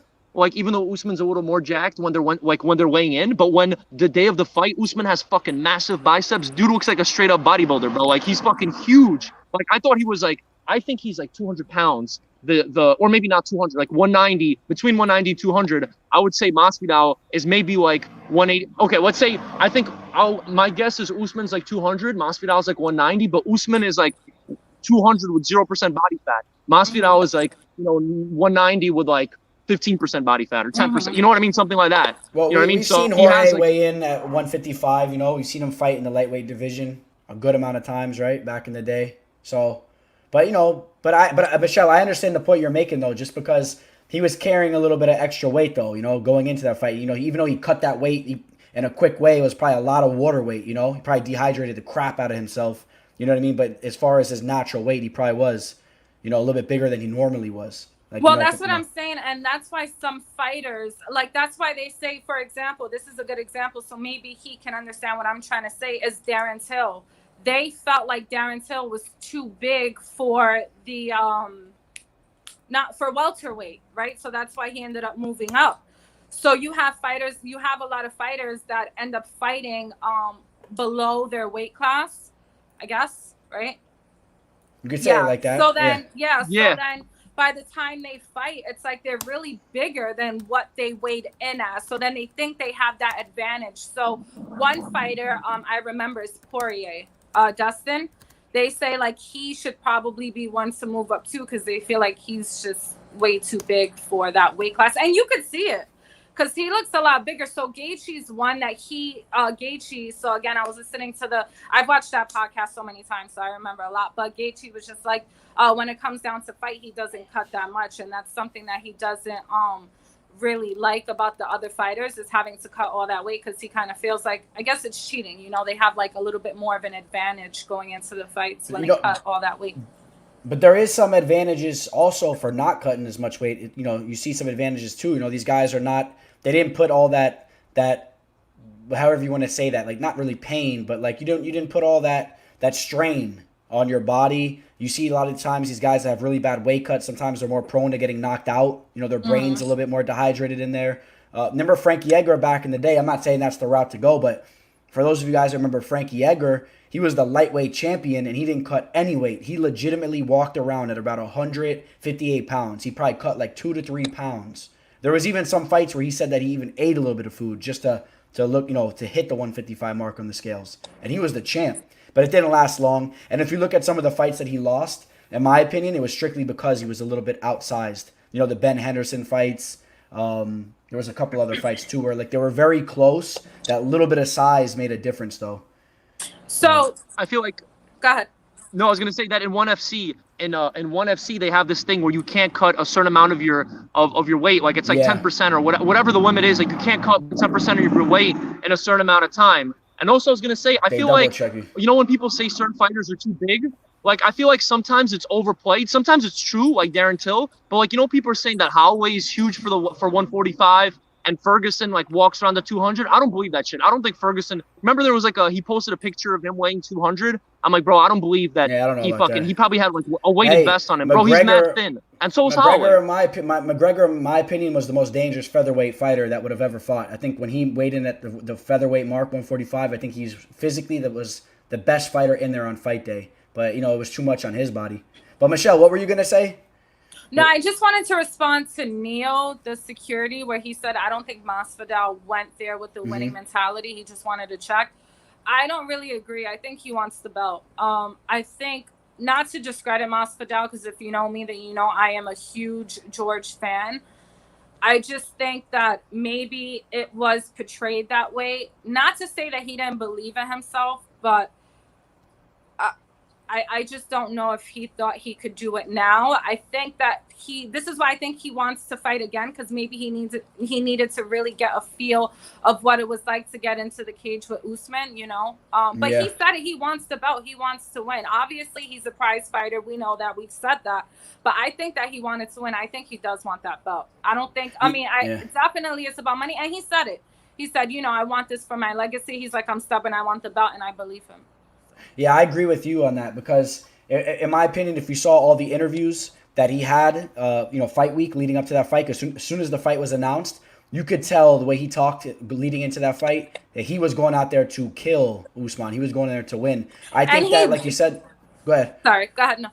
No, I was going to say, I think that, like you said, though, to your point, was like Jorge's not a stupid dude, though. He knows that, he probably wasn't at peak shape. He wasn't preparing for the fight. He didn't have, as much time as he wanted to. If he was specifically training for that Usman fight for 4 weeks, 5-6 weeks, whatever, ahead of time, he would have been putting in straight work with that one training partner that he has, Bo Nickel, that Penn State wrestler. He would have been with him every day. And you can't do that every day if you don't even know you have a fight. You can't put that strain on your body for 6 weeks and don't even have a fight. You wouldn't do that. It doesn't make any sense. So that's a major difference that people don't understand. That's the difference right there.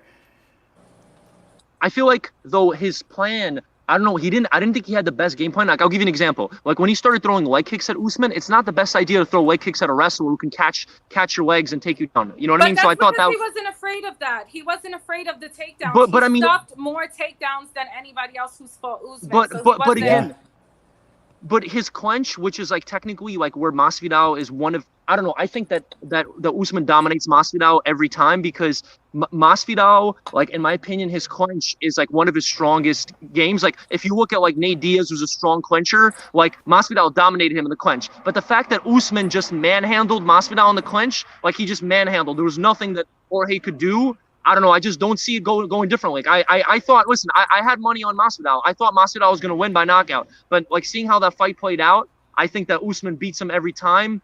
And I don't know. I mean, like Masvidal was talking a lot of shit. I mean, he said he's going to embarrass Usman. Remember, he said he's going to play with him. What did he say? He said something at the weigh-ins. Remember, he said something like, "Oh, I'm going to have I'm going to have fun with you." Yeah. I'm like, bro, if you're going to talk shit like that, you got to back it up. In my opinion, like if you're not sure, don't talk the shit. Like, if you're confident, talk the shit and back it up. But he did back it up. Did you? First of all, the fact that Usman did not stand in front of him the way he did with Colby, Masvidal can talk that shit, and he definitely backed it up. Masvidal's not a wrestler. We all know that, which is why he was bringing in these high-level wrestlers.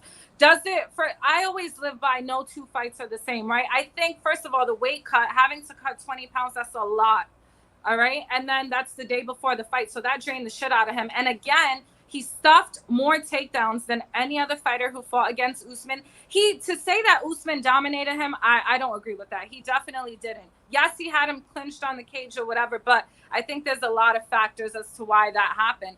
And again, no two fights are the same. George just needs to get in, really drill that wrestling. He knows what it is to be in the cage with Usman. I think he'll do a lot better next time. And just to my point again, the fact that Usman could not stand with him the way he did with Colby just shows how much of a threat Masvidal is to him in the standing. So he does not dominate him everywhere, no. And, you know, Masvidal, he has his notes, right? I'm sure he has the formula, like he always says. And next time, I'm not saying he's going to win, but I think maybe he will. You know, I'm not saying he won't. But it'll definitely be a lot different, in my opinion, I think. I would say, I'm not going to say that I would pick Masvidal to beat Usman if they rematch, even if it's a planned fight. I'm not going to be on record saying that, but I will say this: it could happen. I think there's a possibility. But again, just back to my other point I said earlier, I truly believe that if Masvidal had a 6 to 8 week fight camp leading up to an Usman fight, that he knew he was going into that fight, and he was strictly training his wrestling with that guy Bo Nickel and just hitting up that wrestling every day, maybe 6 days a week, I think that, and to your point, Arseny, how Usman was kind of controlling him against the cage, I think that Masvidal will have more grappling cardio, more grappling strength to spin out of that position and try to get the fight back to the middle of the octagon where he could use his striking. You know, I'm not saying he would, I'm just saying, but I think there's way more of a possibility. You know, when a guy's preparing for a fight, I think it does make a big difference, especially when you're fighting the best fighters in the world, like the champion, like Usman. It really makes a difference because those little small details make the biggest difference of you being able to just break off Usman or him just holding you there and throwing knees against your shins and all that, stomping your foot. You know what I mean? So what I was gonna say is about, like, I think Usman just took the path of least resistance because, again, you know, it was a short notice fight for him as well. You know what I mean? He was gonna face a slightly different opponent. You know what I mean? So, you know, that's why I think he also. You know, yeah, but to touch upon that, let's talk about the change of opponent. So you go from Gilbert Burns to Jorge Masvidal. So those are two nasty strikers that you got to worry about regardless. So you were doing everything that you could in your power for your entire training camp because you knew you had a fight, unlike Jorge. But at the same time, you know you're training for a dangerous striker, so nothing changes there. And then, in my opinion, I think that Gilbert Burns might be, you know. I think he's definitely the better jiu-jitsu player, but I think he's even a stronger opponent as far as like getting him down to the ground. He's harder to take down. I think Gilbert Burns is a guy that could shoot in on you, so Usman had to make sure his wrestling was very sharp as well. You know what I mean? I feel like there's nothing that he was lacking in training for Burns compared to Masvidal. But that's the whole point of why he was maybe, like, my point is maybe why he'd use the clinch so much, because think about it, right? He doesn't necessarily beat Burns on the feet. He doesn't beat Burns on the ground. So the only place he can beat him is in the clinch. And that's why he was training for the clinch so much, and that's why he just used the same strategy and beat Masvidal with it. I'm just saying. That's a good point. That's a good point. It is possibility. You know what I mean? Yeah. That's a good point there. Yeah. I thought you were saying that like, okay, no, I got you. I see what you're saying. Yeah, no, that's a good point. He could have been really on point with his clinch, you know, being prepared to use that against So Burns. who's next for Masvidal? Do you think, well, because I Burns. know Burns? No, but Burns is gonna fight Usman. I said who's the next for Masvidal? Oh, sorry. I thought you said Usman. My bad. I thought you said Usman. My mistake. Yeah, because at this point, it looks like that's going to be the next match. Dana White's already stood behind Burns, right? He's already said Burns is the next fighter regardless. He's the guy to be next. Then if you look at the division right now, who would be next for Masvidal in the welterweight division? Colby. How about Colby Covington? It should be Colby. You Yeah. know why? They both of them just lost to Usman. So I think and both of them really want that title shot again. But you know what just messes everything up, right, is Leon, because he was supposed to get that fight. Because of COVID, it was Burns, and then he was sick, so then it was Masvidal. So then what happens with Leon? And Bill says that too. Jorge versus Leon is next. That's what Bill I don't think so. said. I don't think so. I don't think I don't think he's a big. Hey, but remember, Arsene, before you say that fight's not a draw, because remember the 2-piece in the soda. Yeah. Yeah, but what do you think would do more on, pay-per-view buys? What do you think would do more pay-per-view buys? Jorge versus Leon or Jorge versus Colby? I think for sure Jorge Colby versus Colby does but double. But the Colby fight you could always make. You know, you could. I mean. But what if Leon beats Jorge? What if Leon beats Jorge? Then Jorge's no longer draw. You know what I mean? So you have to hit the metal while it's hot. So might as well have Jorge versus Colby. But and then Colby. Yeah, that's a fight. It's true. I mean, I would agree. That's the fight I would rather see. I would like to see Leon versus Chimaev, and then do Leon versus Chimaev. Let's go. Yeah, I'm ready for it. A lot of people were talking about this earlier, and I've heard this throughout the week. A lot of people want to see. You got Neil Magny taking on what's his name? Jeff Neal. Neil Magny's taking on Jeff Neal. Jeff Neal's probably going to be the victor there. I think Jeff Neal gets it done. That guy's a stud. So say he wins that fight, set him up a Khamzat next. Jeff Neal versus Khamzat Chimaev. Yo, Magny is one of those guys who a lot of people count him out every time, and every time he just edges it out. Like he keeps, he just pushes through. Like everyone's like, this guy. Like I remember like people, like a lot of people thought Anthony Rocco Martin was gonna win. A lot of people thought the Wei Jiangling he was gonna win. Yeah. I remember that. Like every time people count Magny out, he always pulls through. But what do you think, Jeff, by knockout against Neal? I don't know if he gets the knockout. Neil, I don't know how many times Neil Magny's been finished. He's a pretty tough dude. Ponzinibbio, didn't you he finished Magny pretty badly? Finished him, right? Yeah, Ponzinibbio did. But besides that knockout, if you look at his overall record, Neil's a pretty tough dude. Yo, Jonathan Lee says Battle of the Neils. Neil Magny versus Jeff Neal. The Battle of the Neils. I'm excited for that fight. I want to see that fight. Cowboy. Someone said Cowboy versus Khamzat. I do not want to see that. Oh my god, that's gonna be terrible. I'm assuming they're talking about Cerrone. Yeah. We don't want to see that. Don't do that to Cowboy, man. Dude, yo, I'm tired of seeing like Cerrone just get his ass whooped. I mean, I love the guy, but I don't know. I don't know if I'm going to retire for him, or maybe he just needs to be fighting entry level guys. But he beat Anthony Pettis. He won that fight. Yeah, no, man. that's true. Yeah, but Anthony Pettis is a little over the hill. Do you think Anthony Pettis is a little over the hill? And he's been figured out too. Like everyone's figured out the strategy to beat Pettis, which is like to pressure him. Mm-hmm. Make it a fight. Make it a real fight. Yeah. Fight him. Yeah, pressure him, and then I think mix up the takedowns. Don't make it a point style fight, because he'll pull something off like he did to Wonder Boy. You know, he'll pull something off on you. I think I'm trying to remember what was who figured out the strategy to beat Pettis. Like I think it was like pressure plus takedowns. Like the threat of the takedown doesn't allow Pettis to get kicks. He lost to Tony. Yeah, but Tony was like a striking match. To Nate.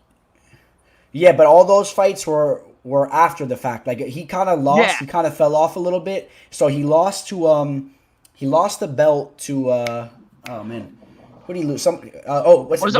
Rafael Dos Anjos, RDA. Yeah, RDA. He started beating the crap, right, pressuring him. I think it was. And then you saw it in the Max Holloway fight. Remember the Max Holloway fight? He tried to drop down to featherweight. Max Holloway just sliced through him like a hot knife through butter. Put him up against the cage. Gosh, yes. It was bad. So then, like at that point in time, it was kind of clear how to beat him. And then, like Michelle, like you said, Tony Ferguson came through. But Tony Ferguson, what's impressive is he beat Pettis at his own game. Like that's very impressive. Did he though? Do you think so? Yeah, like he beat him at his own game. Like he beat him he didn't really make it like a point style fighting, bro. He was like in his face smashing him, bro. Like he was against the cage, like chasing him. Remember, he was chasing him around the cage like a dog, bro. Oh yeah, you know who I remember? You know what I'm thinking of? I'm thinking of Tony beat Barbosa at his own game. He beat Barbosa. Like no one really. He beat Barbosa, so. Which is very impressive. Yeah. Yeah, it's a shame, man. This guy, I'm gonna tell everybody who the guest is then, because I don't know what's up with this dude, man. Yeah, so I don't think he's gonna come on. He said he had something going on with his family too, but like he's like, yeah, no problem. He had something going on with his girlfriend or whatever, but it's weird. He's the one reaching out to me to come on the show. I don't know if he was gonna come back. It was Michael Johnson's brother. You guys know lightweight fighter Michael Johnson? Yeah. So his brother wanted to come on the show. That's why you got the picture. Yeah. Yeah, and so Michael Johnson's brother was sitting right in front of me, during the Nate Diaz versus Michael Johnson fight. So I sneak down. I jump around the cage, the octagon. When I'm there, I sit in different seats every fight. I'm always running around. I know how to sneak into every spot. So I get down. I see this dude sitting in front of me. He's getting crazy, wild dude, and he's talking crap. There's all these Diaz fans, like 5 rows down, 6 rows down. They're looking back as soon as that fight started because he's going crazy when they call out Michael Johnson, and then all the Diaz boys start going crazy. Yo, he looks at all them. He's like, "F you, F you, fuck you, whatever." So right away, bro, from the beginning of the fight, they're talking crap the whole time. Every time Diaz starts doing something, they're looking back, talking crap. He's like cursing them out, "F you," flicking them off.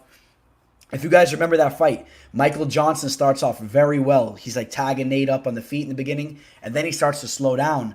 As soon as he started to slow down, all the Nate Diaz fans were looking back, laughing, flicking him off. Yo, Michael Johnson, he told me he's Michael Johnson's brother. I didn't believe him at first because how many guys are you going to believe that say they're Michael Johnson's brother at when he's fighting? But he pulls out his iPhone and starts showing me all these pictures with him. He's like, "Yo, it's my brother." I was like, "Oh, wow, it is." So Nate Diaz starts pointing at Michael Johnson. He's pointing at him. He's laughing. He's like smacking him. He starts doing all that crazy stuff. As he's doing that, I think Michael Johnson's brother knew he was kind of losing a little bit. He started getting pissed. And he looked back. He told his boy, too. He's like, "Yo, if Mike doesn't get the nod on this decision as soon as it was over," he's like, "I'm running down there and I'm whooping all those boys." Because they're like this. They're laughing, pointing up. Yo, I kid you not. Whenever you see that promo of Nate Diaz saying, "Conor McGregor, you're taking absolutely everything I work for," I swear to you, as that was going on, it was a crazy fight. So as soon as they said, "And the winner is Nate Diaz," bro, he runs down the stairs. I'm like, "Oh my God, this guy's going to do it right now." Yo, he runs down the stairs like 5 rows, busts the left, and then he goes in and just does like a Dan Henderson style punch. He jumps into the crowd. Boom. And Michael Johnson's brother's a big dude, bro. He's not Michael Johnson's side. This guy's like a heavyweight, light heavyweight. He was like 2-something. He's like in there. Dude, he's throwing haymakers. There's kids in like the row behind him, the row in it, and the row in front of him. They're all hitting him. And I have it all on my phone. I recorded the whole thing. I ran down. The cops ran down there. They arrested him. And he walks up the stairs. He looks at me. He goes, I told you I was going to go down there. Because I didn't believe him. Like, "You ain't going to go down there." He's like, "I told you I was." And I reached out to Michael Johnson. I saw him at a bar down the street from my house, too. He's always over here in South Florida. And I reached out to him. I was like, "Yo, I got to ask you something." I was like, "Do you have this brother, an older brother, a bigger dude that was at the fights that night? This guy was saying he was your brother. I wanted to, like, confirm, And he's like, "Yeah, that's my brother." And then he tagged him with me. And then his brother was reaching out to me. He was hitting me up. And, I was like, "Hey, if you want to come on my show."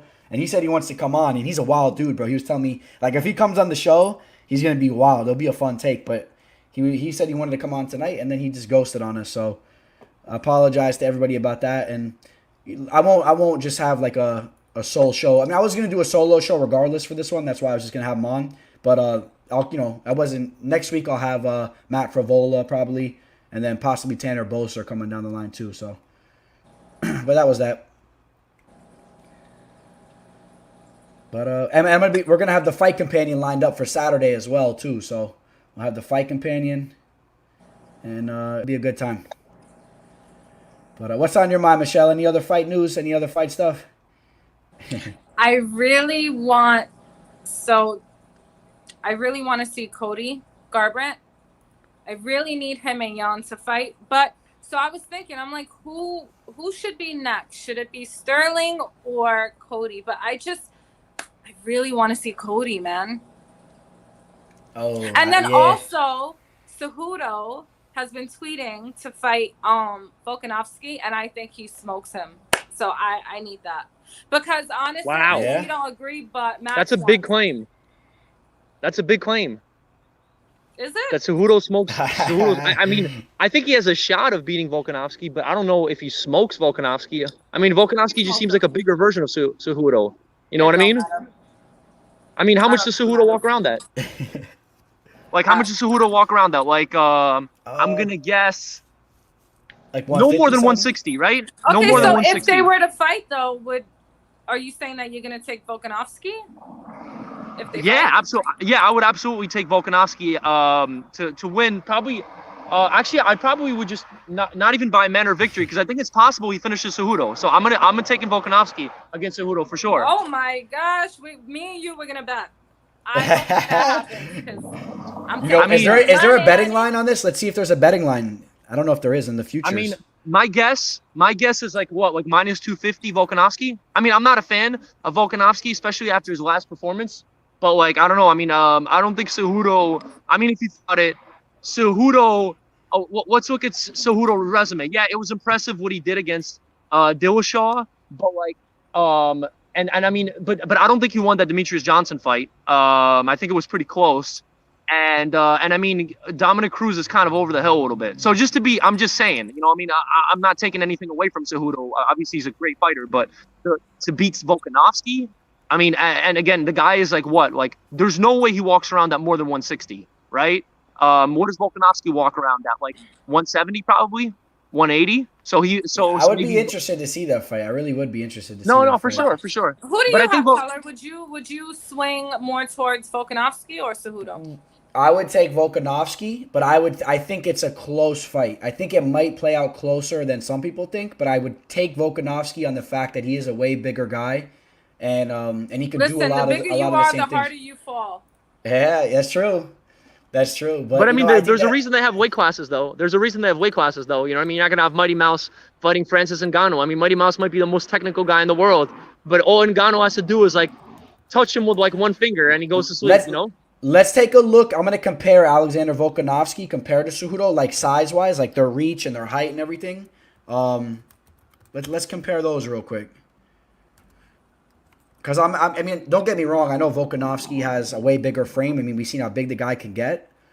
But I'm actually kind of interested how these guys compare, you know, like how they would really look, you know, fight day if they fought, or fight night.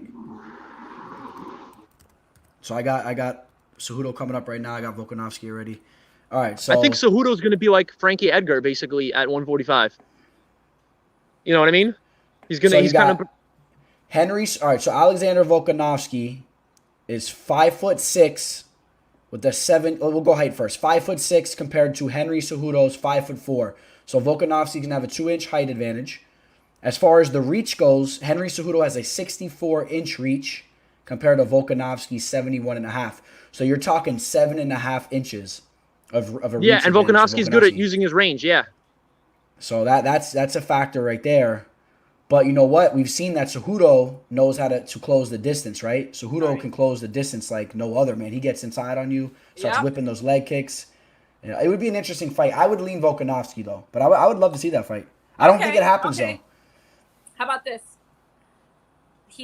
I love him, too. Calvin Volkanovski. Say it again? Who? Calvin Kattar? Calvin? Oh, Kattar. Calvin Kattar? I like Calvin Kattar. Yeah, I like Kattar. I wouldn't be surprised. I wouldn't be surprised. I like Kattar. So I have like 2 striking coaches, and I tell both of them, I'm like, can you guys teach me how to fight like Calvin? I want to fight just like him. Yeah, he's a so beast, that guy. His boxing is nasty. It's like legit professional boxing inside the octagon. If he fights Zabit again, I think he could win. Yeah, and a 5-round fight for sure. You know, if it's ever a championship match, I'm taking Kattar in a 5-rounder. But you think that Zabit cannot improve his cardio? Like, do you think that? I mean, cardio is like one of the easiest things to improve. You know what I mean? Like, it's not like. Is it though? I mean, you just start. What about Conor McGregor? He always has that problem with it. He gasses out. He can't figure it out. Some of those guys just kind of gas out a little bit better, worse. But McGregor has insane knockout power. Zabit doesn't have that. You know what I mean? He has. But he is kind of that same type of fighter, though, in my opinion. Zabit like is more explosive. He's an explosive, quick twitch type of fighter, in my opinion. Dude, think about the way he fights, bro. He throws these crazy strikes, you know, spinning attacks, and then he always slows down. I think that's his downfall, though, is the fact that he's so good, but the problem is that he's so explosive and fast twitch, but he doesn't have the knockout power. So, like, in order for him to be like a champion, he would need to have like knockout power, and he doesn't have it. So basically, he's going to have to, like, in order for him to be a champion, this is what happened. He's going to win the first 2 rounds. He has to find a way to do just enough to win round 3 and then survive 4 and 5. That's how he would have to be champion. Like, his current style. You know what I mean? To go to Dylan brings up a question for us. He goes, "Do you think Kattar will ever be champion?" We could all answer that. I say yes. I think that he will become a champion. Yeah. I do. Think so. I think I think that he has cardio going for himself. I think has some of the best cardio in the division. So that's always a plus going to those 5-round wars. And he's super technical. And I think he's going to be the type of guy that drags a lot of fighters into those deep waters, kind of like Dustin Poirier and those types of fighters, Gaichi, that take over those late rounds and that can go all night. So I mean, who would stop him from ever being a champion? Let's see. If he were never to hold gold, it would be because, let's see, who's going to be the guy that's in his way? Zabit's not the guy that's in his way. I know Zabit beat him, but that was a 3-round fight, and a 5-round fight will be different. And the fight was close too. Yeah, it was. Zabit was beating him up in that 3rd round. I mean, Cater not only has the best hands in his division, I think he has the best striking in the UFC period. So when you have this is what I always say too. If I were a UFC fighter, I wouldn't want to train to be a boxer, but my hands would be the first thing that I would really want to work on, because when you start, you're striking, and it really revolves around, I think, with a lot of striking. I mean, maybe not, but you start like that, you start off striking. And with Cater, he just has to improve a little bit with his wrestling, jiu-jitsu, and then really who's going to stop him? No one, because he doesn't need to improve on his hands. I mean, he's really good at boxing, so it's just everything else. Good points. Yeah, and if you look at the featherweight division, real quick, so I pull up the featherweight division. Who's gonna stop Calvin Kattar from being a champion? I don't think that Alexander Volkanovski is gonna stop him from being a champion. Either. You know what I mean? Like, I wasn't overly impressed with the way Volkanovski looked in that last fight. Brian Ortega is gonna get beat down. You and I disagree on that a lot, but Max won that fight, man. The second fight, I hear you. I think I could see that. I could see people saying Max won. It was an extremely close fight. I agree. I wouldn't disagree with you on that. I think, that's a legit So statement. when you say who could stop him, I would say if he fights Max, that would be the biggest fight of Kattar's career. I think he would whoop Max. I don't know. Max Holloway's defense has not been looking that sharp. I think Max Holloway's been eating a lot of shots, and I think Kadar's going to really put it on him in a whole different way than Volkanovski did. I think that he's more rangy. I don't know. And then, I mean, the only other guys that are up there as well, and none of these guys are going to stop him. Brian Ortega will get whooped by Calvin Kattar. Isn't he supposed to fight the Korean Zombie? They're trying to set that up. But Korean Zombie. I got one right there. Korean Zombie against Kattar. That'd be a good fight, but I think Kattar would whip him up. Yeah, I like the Korean Zombie. You think so? Yeah. I mean, maybe not whoop him, but I think he'd beat him.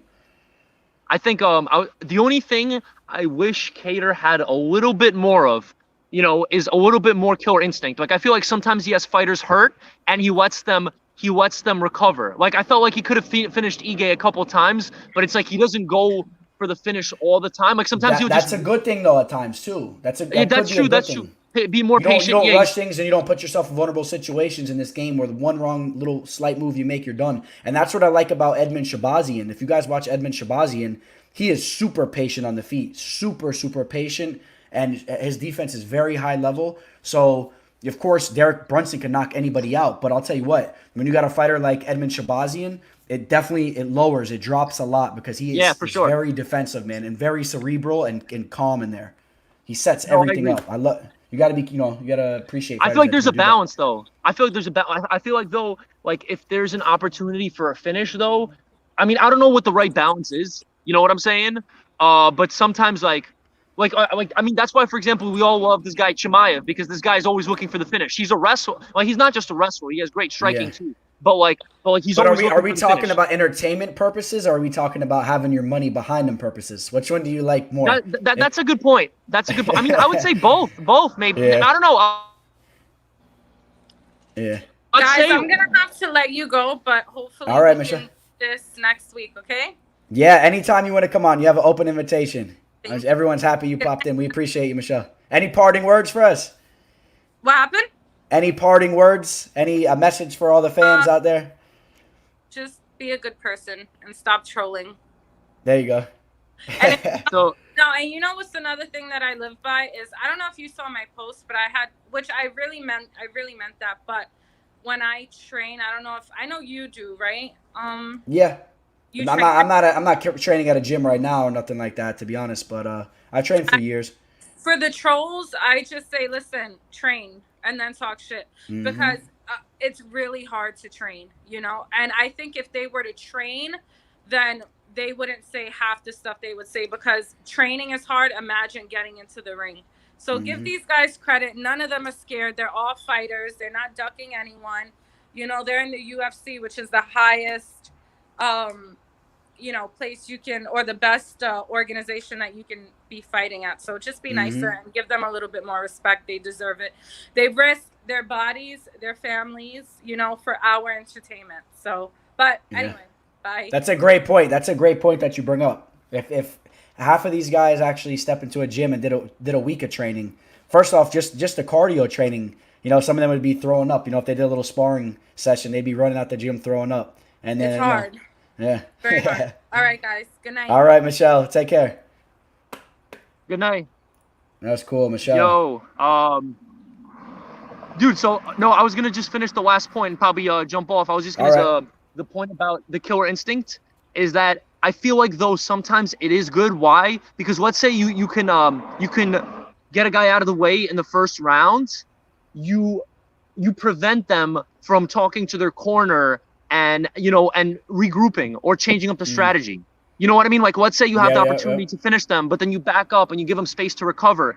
What if all of a sudden they catch you? You know what I mean? They catch you with a haymaker, or they catch you with like a desperate submission, or all of a sudden they go to their corner and they're like, you got to change this up. So I think if you have a chance to put some away, you got to jump on it. But I agree with you. Like, you can't be a maniac in there too. There's like some delicate balance. I don't know what it is. For sure, a balance. Yeah. I'm trying to think of because if you get the finish, you're subtracting all that risk of somebody pulling off the Hail Mary submission or knockout. But when you're going in for that kill, then there's an increase of you getting finished, right, by a shot or something. So yeah, I don't know.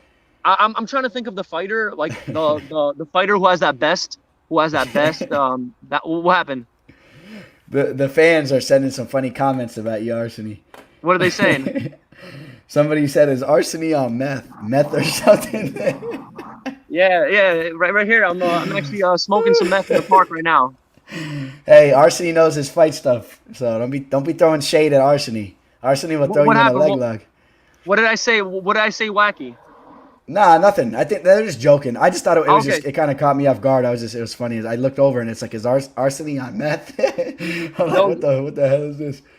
Yeah. No, that's what I'm doing right now in the park, smoking meth. Somebody says Arseny snorted some Ambien. They're coming at you, Ars. Don't take that from these guys. Nah, that's bro. Dude, I've been like that since I was a kid, bro. They thought I had like ADHD or some shit in school, so they wanted. I'm kind of the same way too, bro. Trust me, I'm kind of the same way. I talk like I'll start going. Bro, that's why I run long distance just to like, you know, chill out, because otherwise I fucking have mad and pent up energy. You know what I mean? What are you running when you go out for a run? How many miles are you running? So, dude, I'm trying to train for like a 100-mile race. So, like, right now I'm getting like back into the groove, but like, I used to. What do you mean 100 miles? Like, I swear to God, like there's 100-mile races out there. So it's like 100 miles straight. Yeah, 100 miles straight. But you're like running like 12 hours or some shit. Like. Holy crap, dude! You yeah. better eat your bananas, bro. Yeah. So I did like I was actually gonna do a triathlon. It ended up being a duathlon because there was like some shit went down, and then I had and then I was supposed to do a marathon, but because of this coronavirus. Marathon's what? 23? 26. 26. That's right. I should know that. Started in Greece. It's like 26 marathon. I think it's like 26.2 if I'm not mistaken. Maybe but 0.2 that shit or got 0.3. canceled. You know where that came from, right? The guy jogged all the way to marathon to let everybody know for the war. Yeah, he died, dude. But yeah, that shit got canceled because of coronavirus. So so my goal was to cancel. Yeah, my goal is to eventually run that shit, 100-mile race, man. Nice. We got a new guest in the show. Oh, so Bill says it is 26.2. You're right. We got a new guest in the show, Lachlan. What up, Lachlan? Lachlan. Right, what's up, Lachlan? Ars, you want me to let you go, and then I'm gonna talk to Lachlan. I'm probably shut down the show after. All right, bro. Yeah, we'll sure. see you on Saturday, bro. Saturday's for sure. a good night, man. All right. For sure. No, We're gonna make some money. I wanted to talk to Arseny too.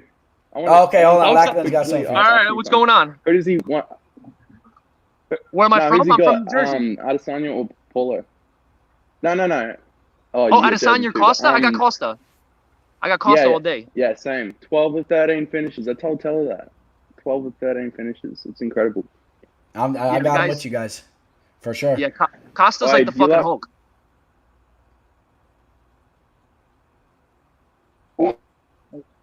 Shit. Ars, Lachlan, you're chopping up on us a little bit. You there, brother? Where are you coming in from, Lachlan? You're coming from way across the pond, right? Across Melbourne. the lake. Yeah, Melbourne, Melbourne man. in Australia. Nice. How is it over there? All right, Ars, I'll We let had you go, brother. we had Yo, peace, guys. See ya. cold. See you All on right, Ars, we'll Saturday. see you Saturday. Lots of condensation. Lots of condensation. A lot of condensation over there. Cold. Yeah? Yeah. Oh, yeah. it's your right now it's your guys' winter time, right?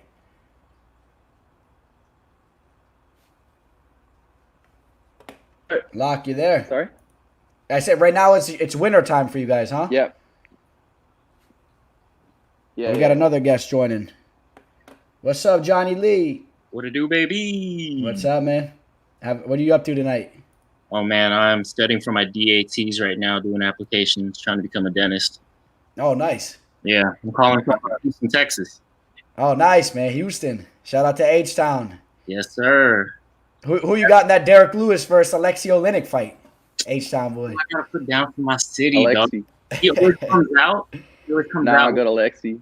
jams. Sorry, submissions. But I do. Yeah, the thing is like, I already feel like Derek Lewis. I don't know if he got his cardio up, but he never does. He always talks about, like, I'm going to get my cardio up next fight. I'm like, bro, no, you're not.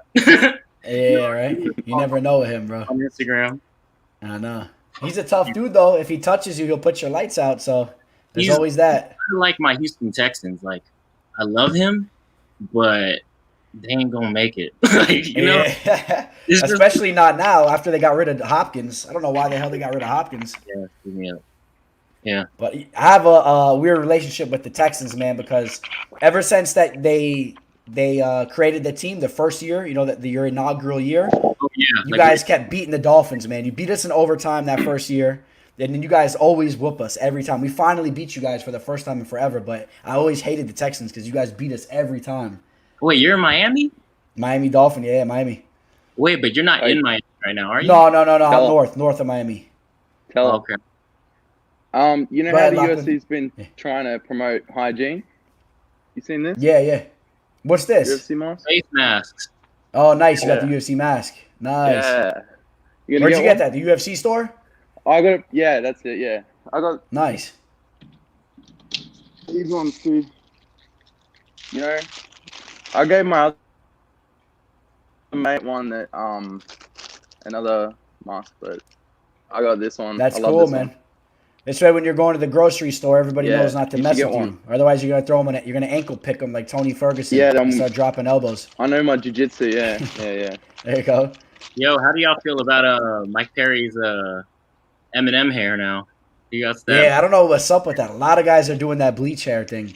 Actually, in regards to Mike Perry, what do you think about his ex-girlfriend, the Platinum Princess? She put that post out there that she wants to come on. I'm like, bro, yeah.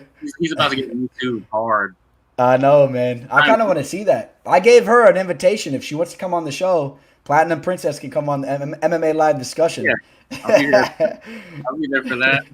I ain't gonna troll, maybe. I don't know. I just felt like it was so abrupt. I was like, damn, like, and now they got a baby coming on the way now. Yep, I saw that. He has a boy coming. Oh, That's man. crazy, man. It's I wonder what crazy. the dude who is fighting now. Is he gonna like shape up like a cowboy and then get rid of Yeah, his get that dad bod. and then make I don't know. Michelle, I appreciate you. I appreciate the super sticker, Michelle. But yeah, you know what, man? I think that Perry's a wild dude, man. Like 1 second he's getting married to one chick. That was like his love of his life. You know, they were always posting that lovey-dovey stuff. And then all of a sudden he has a new girl that looks really young, and then they're having a kid. That doesn't really seem like the most stable situation. And then I know he's looking He for never a really fight team. seemed like the most stable guy. Yeah, he just, yo, you know what's crazy? You know who called him out? Khamzat Chimaev. I don't know if you guys saw that interview. He said that, you know what he said? Because he saw that video of Mike Perry where he punched that old guy. And he goes, I don't like that stuff. You know, we don't play that. If you did that near where I'm from, I'd kill you. He said, I'd kill you. If you hit my dad, I'd kill you. He's a wild dude, that guy. It's crazy because I think Perry, I think he's at, American Top Team now? He's down in Miami, but like his girl's from Dallas. And it's like, it's crazy because like she looks like somebody I knew. Like she looks like one of these Texas girls I've met before. I'm sure she looks a lot like a lot of those Texas girls, right? Yeah. Big old blonde hair, big tits. Yeah. That's funny. Wait, so this week's fight is this weekend is I've been off of my I stopped watching probably after. Which one had the card with the? Is he Russian? And he was like from Tiger Muay Thai. He was doing all the Matrix stuff. Oh, that was what's his name? Oh, we just got his name too. I forgot his name again. Cold as hell, but yeah, he looked good. Because I've been trying to focus on my test, but this fight this weekend I'm trying to watch because I haven't seen Brunson fight in a minute. And what was it? The other guy, I forgot his name. You know what it was? Rafael Fiziev. That's the guy you were talking about. Fiziev, yeah. Yeah, but he looked good. He took out Mark Diakase.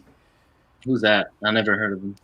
He's like he actually put some time in an American top team down over here. He's from London, England, and he's I forget what country. He's originally from Africa. It's like a baby blue flag, and he moved to England. He was a nasty striker, like a top prospect, and then he kind of fell off a little bit. He's been having a tough run recently. Okay. Yeah. But yeah, man, this weekend's gonna be good, man. I'm gonna have the fight companion going. I'm excited. This is a fight card that I'm really, really pumped for, man. There's a lot of fights. I was talking about it earlier. Maybe not the biggest names throughout the whole card, but every fight has a little story to it, at least as far as I'm concerned. So I'm excited to watch every single fight, man. Yeah, dude. I actually I found you because like I would bet through my bookie and whatnot, and like I use your advice a lot because like I don't know where you get the information for all these fighters because like. You know, I only know the fighters that most of us know, and when it comes to these like these lower tier fighters, I don't want to say that, but like these fighters that don't have a big name for themselves, I'm like, bro, you did your research because like I ain't gonna like. Yeah, try to. I try to pretty much watch all every fight that happens. You know what I'm saying? Like every single UFC fight, every single Bellator fight, every single Dana White's Contender Series fight, every Ultimate Fighter fight. So I pretty much got the history on these guys. A couple LFA fights, some regional Titan FC. I'm watching the Titan FC fights. So, then I pretty much have a remembrance of each dude. There's not a lot of guys squeaking through the cracks on me, that's coming out of a different promotion than like LFA, RFA, even Legacy, but there's PFL and one PFL as well, man. I like PFL a lot as well. Yeah. I'll be honest, ONE FC, man, I do watch the big fights from ONE FC. I make sure even if I watch them recorded after the fact, but I do miss a good amount of ONE FC fights. So sometimes I regret that. I want to watch more ONE FC. I'm trying to get more in tune with ONE FC. They got some fighters over there. Yeah, a lot of fighters we don't know, man. That's like a whole different side of the You know what I mean? Yeah. That's almost pushing it for me to really get in. I mean, I know the top guys, but if I'm going to know the entire roster from ONE FC, like the up and comers, then it's it's a little tough for me there. There's a lot of fighters. So but they got some killers over there, man. ONE FC has some killers. You saw Eddie Alvarez. Eddie Alvarez got signed to ONE FC. In his first fight, he got knocked out. Oh, yeah, I saw that. And then Demetrius, too, right? But he won. Demetrius won. Yeah, he wrestled the crap out of him, his opponent. He just kept taking him down. I don't think he's fought recently, though. Yeah, I don't think so either. It's been a little bit of a break in time. Wait, so what's his name? Michael Johnson's brother didn't come on, or? Nah, he didn't come on, man. And he's hold on. No, it's not him. No. Yeah, no, he still didn't come on. I don't know what his deal was. He reached out to me, bro. He reached out to me and said that he wanted to come on the show. So, I don't know what his deal was. He even reached out again. He's like, yo, I'm down to come on this week. It works perfect for me. And then I talked to him earlier today. I said, hey, all right, let's try to aim for 810. And I don't know if you heard the story. I kind of talked about it earlier, but it was a wild story, man. He's a wild dude. He's a wild dude. I talked to him. Yeah. Man. So he's a big boy too. He's not like Michael Johnson, man. He's like a heavyweight. Is he younger or older? I think he's older. He's an older brother. He's like a heavyweight, and he's dude. He was brawling out, bro. I always feel like the older brothers are like the more stockier versions of the younger brother. And the younger brother's usually like the slender one. I'm like, I've seen that too. It's people. Yeah, it's kind of like John Jones and all his bros. Oh yeah, they're all way thicker, way more solid dudes. Football players. Yeah, I was supposed to have mom, but you know what, man? It all worked out perfect anyway, man. We had a really good show tonight anyway. It was cool, man. We had Arseny come on, Michelle. We got Lachlan, right? Is it Lachlan or Lachlan? Yeah, I'm not saying it too much though. It's Lachlan. Very common name here. Nice to meet you, Lachlan. Yeah. And now we got Johnny Lee too. Yeah, Johnny Lee? mate. Yeah, that's me. Johnny Lee. There we go. Jonathan Lee. Nice, man. Yeah, dude. That's what's up, man. Well, you guys, anything else you guys want to talk about? Any fights in particular? Anything that's on your mind? Oh, man, let me look at them, bro. I haven't looked at the whole card at all. Let me see here. Lachlan, right? I'm going to say it one more time. My bad. It's like Locklan, right? Lachlan?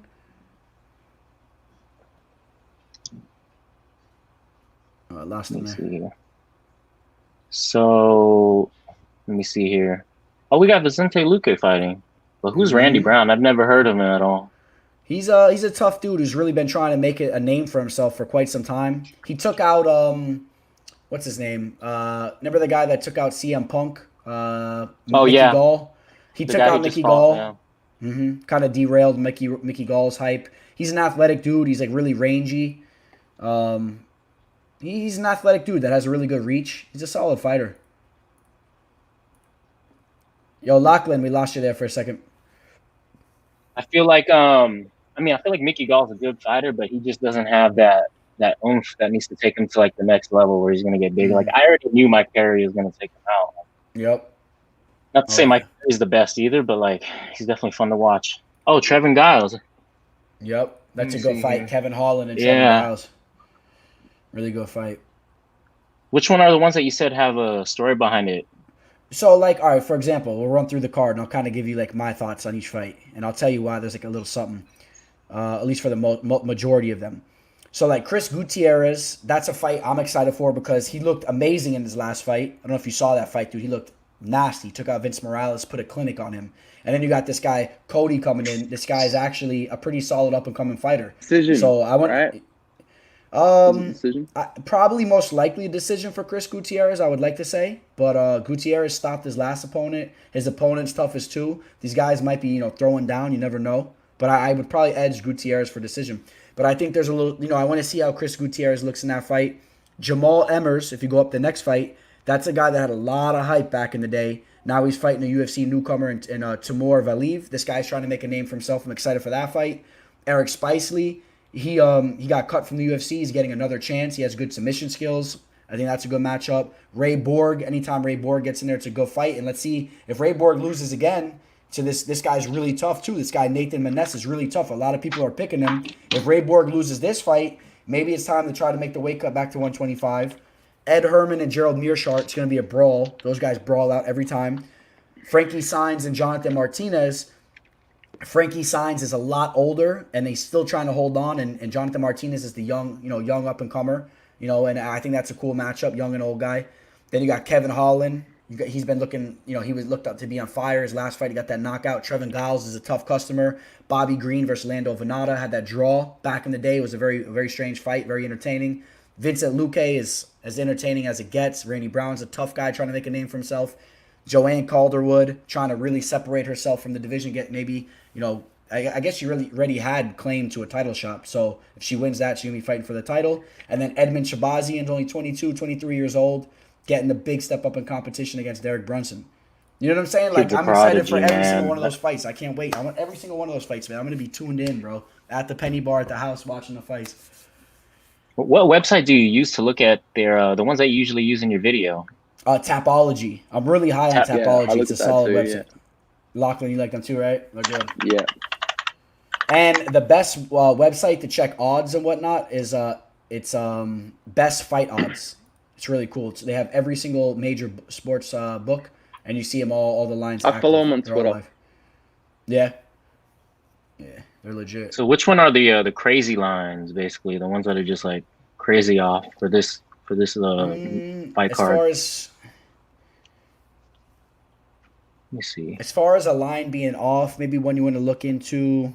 I'm actually a little surprised that Jonathan Martinez is skyrocketing up to a minus 260. I mean, he was just a minus 165 a week ago. So you're talking about 100 points coming in within a week. I guess people are, I don't know.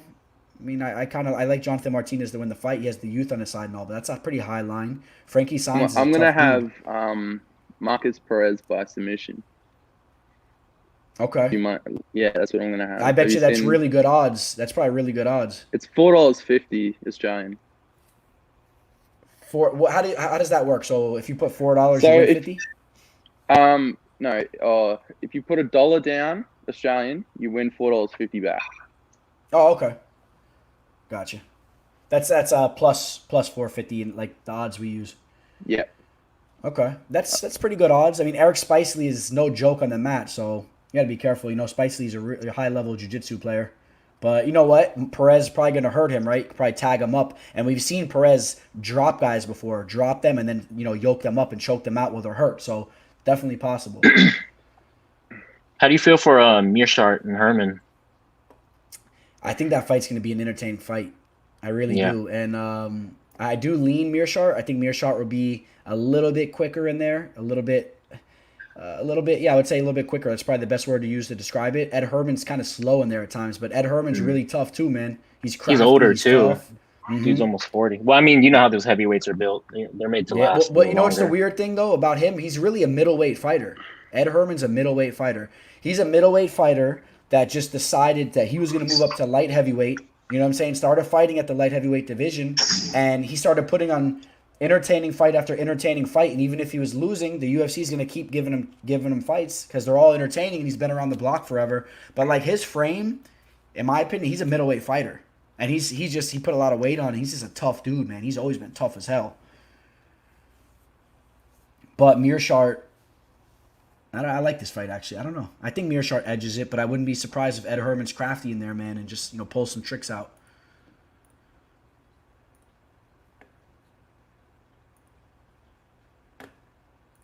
A lot of exciting My fights. most excited fight for this card is Vincent Luce versus Randy Brown. Yeah, I love Luque, man. That's what I'm excited for.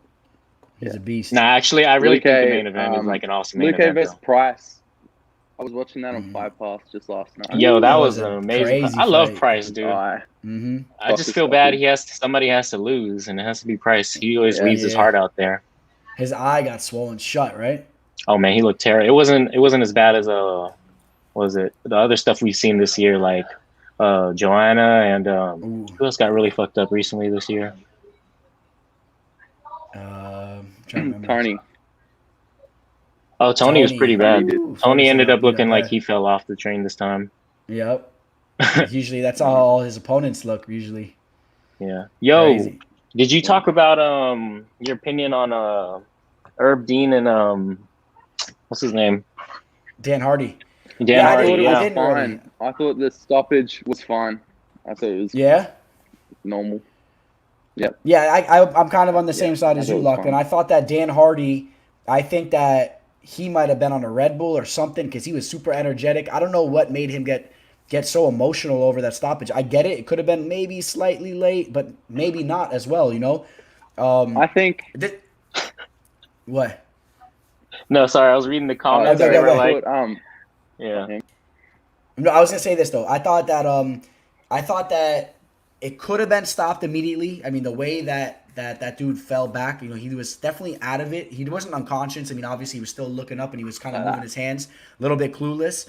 But I think that the way Trinaldo, his body language kind of gave off, like, okay, the fight's over. Herb Dean has such a strong ego. He likes to make that point that he stops the fight. And he's done that before. I'm not sure if he was refereeing the Michael Bisping versus Silva fight. There were a couple of the other fights too, but he likes to make it clear that the fighter does not stop the fight. So when he sees a fighter kind of like do that walk-off hit, he always loves to like sit there and look and make it a point that you need to go hit him again. You know what I'm saying? And they played out like that. Like Herb Dean was making a statement like, you don't stop the fight, go punch him in the face again, then I'll stop it. You know what I mean? Well, I thought he just hesitated for a bit. He stood over him and checked to see if he was knocked out or not. But I will say this though, Locke. After that. Because of the fact that he hesitated like that, you can't say that his name's slipping my mind right now. What was the dude's name again? The UFC newcomer. It was I forgot his name. No, the fighter that got knocked out. Who was the fighter that just got knocked out? I actually didn't get to see that fight. I need to watch it on ESPN. I'll get it real quick for you guys. It was the English fighter. He looked really good on the feet too. I'll give you his name real quick. It was he actually looked really good. Jai Herbert. Yeah, Jai Herbert. That's it. But here's the thing I was gonna say: the fact that Herb Dean didn't stop that fight, Jai Herbert got cracked in his face 2 times solid because of that. You know what I'm saying? But it's the fight game; it happens. Yeah, he took 2 solid hits after. I was so excited for the first fight ever on Fight Island, July 11th. They had that. The English guy knocked him out. It was so unexpected. He was the underdog. In the 3rd round knockout of the first ever Fight Island. What remember fight that? was that again? What fight was that? It was an English guy. He knocked out the guy from Hawaii, Philly. Oh, Davy Grant versus Martin Yeah, Day? that one. Oh, Yeah, Davy he Grant knocked from it- from Ultimate Fighter. That was Yeah. really surprising. that was I did not nasty. see that coming. Yeah. And that fight was That was coming the, down to the third round. Yeah, he's third from the round knockout. Rousey and Tate season, I think, right? Yep. Yeah, he looked real Right. good in this one. Well, I mean, he was like at first I wasn't sure how the fight was gonna go, but he picked it up. Yeah, he That did. was good. Came in nice in Yeah. the third round. He got 50 G's. Yeah, he deserved it. Yeah. They say, how about Mike Perry's nose after Luke kneed it? Remember that talk about Man. fighters taking Yeah. damage? Beautiful photo. I was watching that with my family, and like some of them don't really watch, and they're like, Oh, "Jesus Christ! This is some initiation." If you start Yeah, watching, right. like, That's the MMA, fight. yeah. I know. I think MMA is made for different type of people because like some people just can't stand the violence, and it's like I don't know, man, it's just normalized now. Yeah, I know. That doesn't do nothing to me. But we talked about it earlier, man. The only thing that, for whatever reason, like skeeves me out is when I see legs like breaking. Like when someone's legs break and they step on it. I don't know why that makes me like. I don't like that. I could watch somebody dude, literally Anderson have their Silva head smashed. smashing Dude, his that own was leg. nasty. Oh, yeah. Nasty. Anderson. Dude, the worst one was this one kickboxing bout. The dude's leg broke and then he went back and he went to step on it. You know what I mean? He stepped and it just like it folded, bro. And he like stepped on the bone. Ugh, like I hate looking at that stuff. But as far as a fight, bro, I could watch somebody sit in the mount and literally smash somebody's head into its mashed potatoes. And I'm like, all right, I wouldn't want to see that. But I don't know why. I guess I'm so desensitized to fighting or something. I don't know however you even say that. I love that gif of the guy with the UFC on his forehead Just and bleed. just bleed. Yeah. Yeah. I know, So right? That's so what do good. you think about who would win between Ortega and Zombie? Because I'm actually I'm pretty leaning excited Zombie. for that fight. I'm I leaning think it's Zombie, a good bro. fight. Yeah, me too. I think Zombie could do something very like similar that? that Max Holloway did. Tried to catch him with a twister, maybe. That'd be cool. Yeah, man. Nice hat, Lachlan. That boy Lachlan has all the gear. Cheers, man. Dude, you're Yeah, UFC'd I out. actually got this from the Melbourne to Whitaker versus Adesanya. Oh, Nice. tight. That's dope. It says Melbourne. I like that too. Like Yeah, I have the UFC UFC shirt Melbourne. that says Fort Lauderdale. I like that. I like it where it says the city. It's cool. Do you want to see my prized possession? I'm gonna wear Yeah, this. show us. into Lachlan, break out all the good McGregor- stuff. Show us what you got. We got time. Show us. Oh my God, he has the Khabib shirt. McGregor Oh my God. McGregor Yo, versus- that's actually Yeah, let me really do this. sick. that, He like took that straight out I'm of the gonna wear picture. this. That's sick. I'm gonna wear this. Yeah, that's I'm gonna wear this in a double pub, as well as a. I wore my I wore the God. wig in an Irish pub. yeah. You had the top hat, right? What's that called? knows that that. yeah, the Yeah, Khabib hat. Packer. You wait, yo, they Packer. sell I think that it's T-shirt Max on Holloway. UFC website or something? No. They would dare sell this on. Nah. Yeah, I'm like, dude, when did they start taking straight up pictures? On, like, let's just get on- Mike Perry's face after he got elbowed by Luke or UFC something. store. And just put that on a T-shirt. Yeah, no, you can buy like Diaz choking out Connor in the first one. That's a really good shirt. That's a good shirt, man, to wear to like a live event. You know what I mean? I'll wear it people all are the gonna time come in up the and say, Irish pub. yeah. You know, I'm reading the chat. Like, yeah, I think Ortega did look like he got schooled like by Max Holloway. But I mean, looking back at all of Ortega's other fights, he's like still a really good fighter. Like, but it's true, he hasn't fought in a long time. I don't know if he's gonna have that ring rust or if that fight, like they said, Max's fight like really like messed him up. It was one of those like fights that like stay with you for a long time. So Took a lot of damage. yeah, I'll tell you My what, he has to favorite work fight on his is striking Max overall, Holloway though. versus Brian Ortega. That's it. Max He Holloway versus destroyed him in Brian that Ortega. fight. I mean, That's there's my been favorite times fight. I've seen Ortega get whooped up on the feet too. Like, what's his name? Moicano. Hanato Moicano was beating him up on the feet too, and Ortega pulled off the submission in the third round. But you know what? If you come in if you have a very solid striking skill set and you could stuff the takedown, keep yourself away from those jiu-jitsu scrambles with Ortega, I think it's you could beat him up on the feet. You know what I mean? Was that the fight where Brian Ortega got the standing guillotine? Who was that? Yep. Yeah, I think that was a standing guillotine. He was hanging on Moicano. And Moicano was standing up and he tapped. I think that was Yeah, it. that's it. Ortega is too busy fighting Jay Park. You know that whole story. So there's like a Korean rapper. Yeah. I guess he's like boys with Korean And he Zombie. hit him in the audience, right? Yeah, I know. He I slapped thought him that in was the a punk face. move. Yeah, I thought that was a punk move. I didn't like it because I heard like that guy came on Ariel Helwani's show, and it's like, dude, that guy didn't want to fight, bro. Leave the guy alone, you know? Well, they say T City got that LA gang background. Yeah. So, I wouldn't doubt it. I wouldn't doubt it, bro. I think there's guys that are like that, bro. Like some guys, like I think Ortega is like a dude that comes off like a calm guy, a cool guy. I think he's like intellectual, but there's guys that are like that. They don't need to like flaunt like all that like craziness. They talk normal, they talk educated, but some dudes are crazy, bro. Like Ortega is probably that type of guy. If you push Ortega, Ortega ain't gonna get punked out. Like if the Diaz brothers or something try to pull that stuff on him, like I bet you he's the type of guy he's already dealt with that shit. That ain't gonna work on him.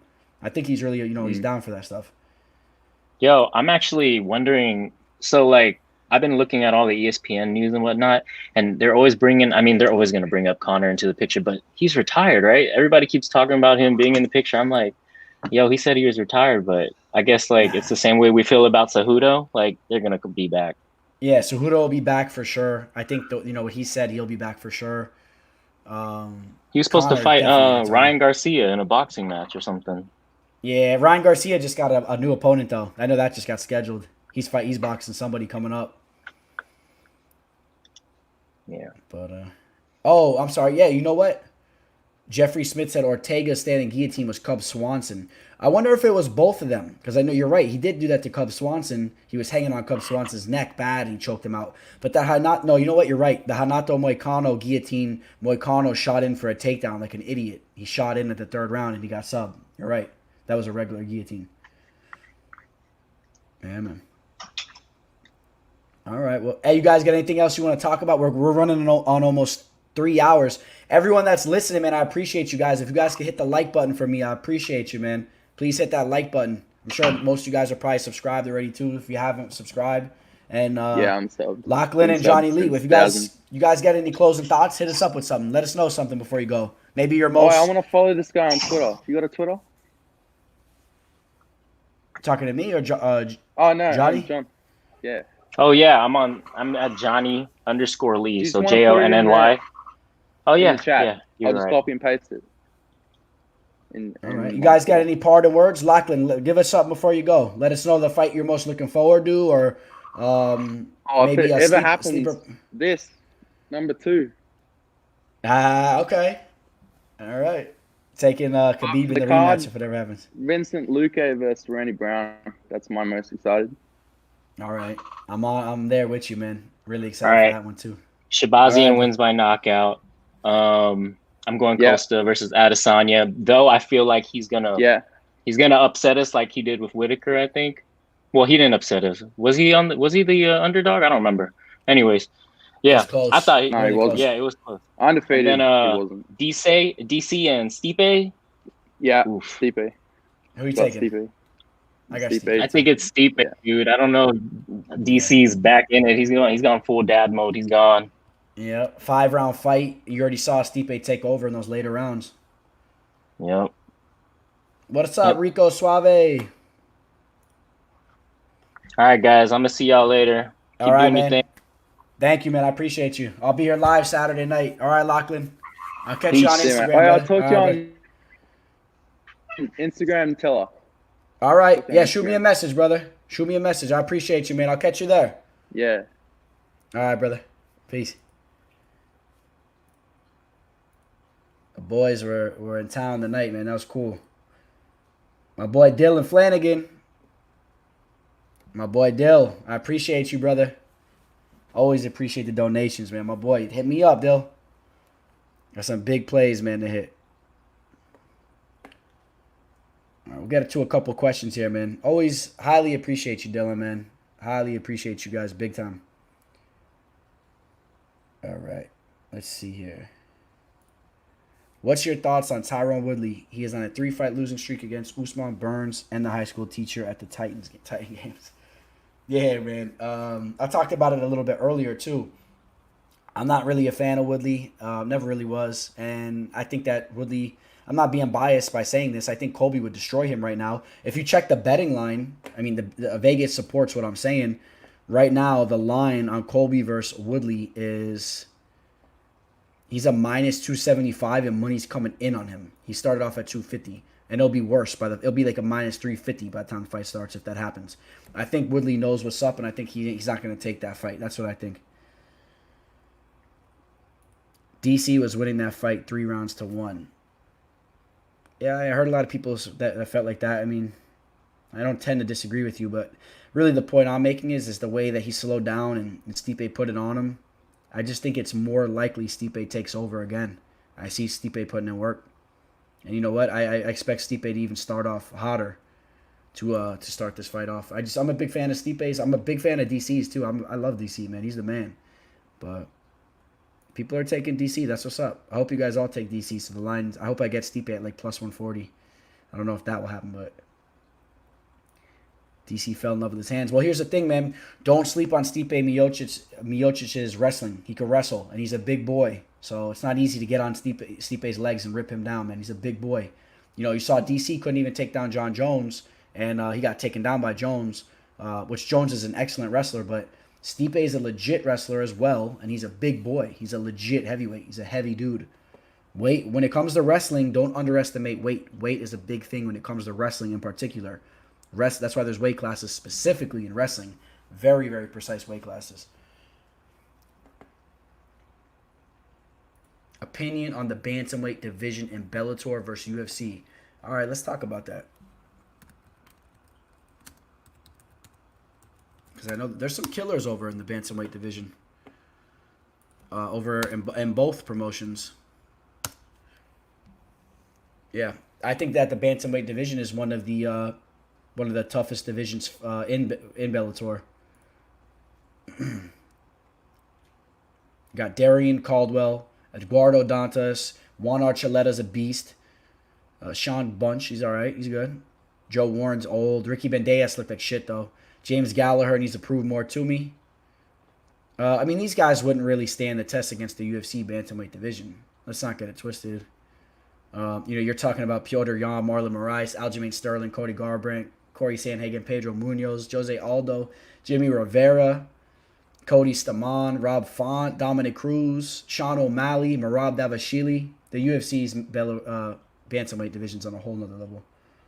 You know? I'm on O'Malley, Dylan. But the line's a little high, in my opinion. But I like O'Malley to come through. It should be a striking match.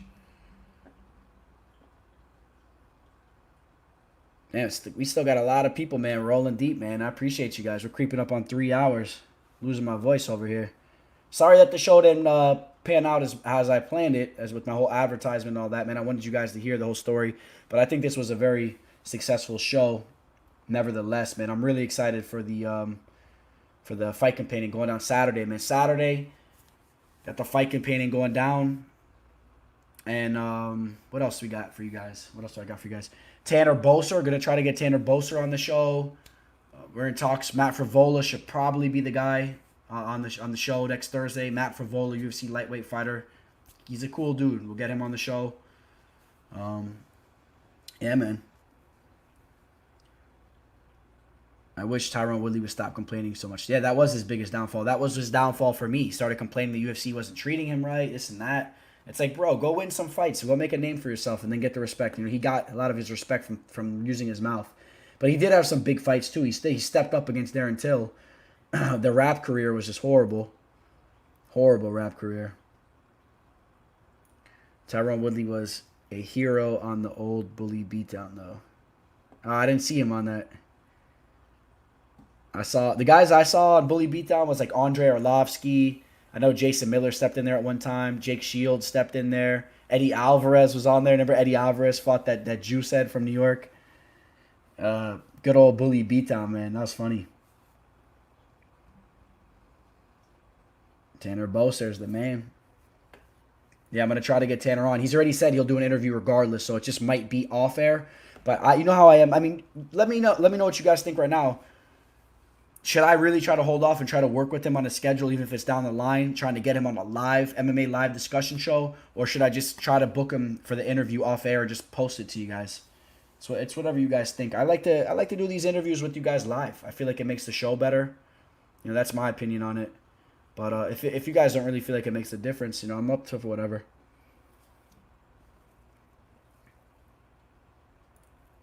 Edmund Shabazi and finna knock this dude out in a round.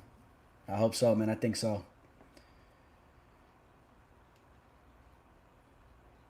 Yeah, Woodley look good against Till. All right, boys. Saturday, fight companion for the main card.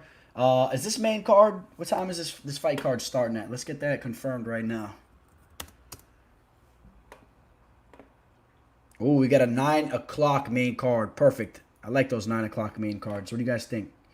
Yeah, live is better. Okay, Alejandro, I'll keep them live. I'm going to try to get Boser on the live one.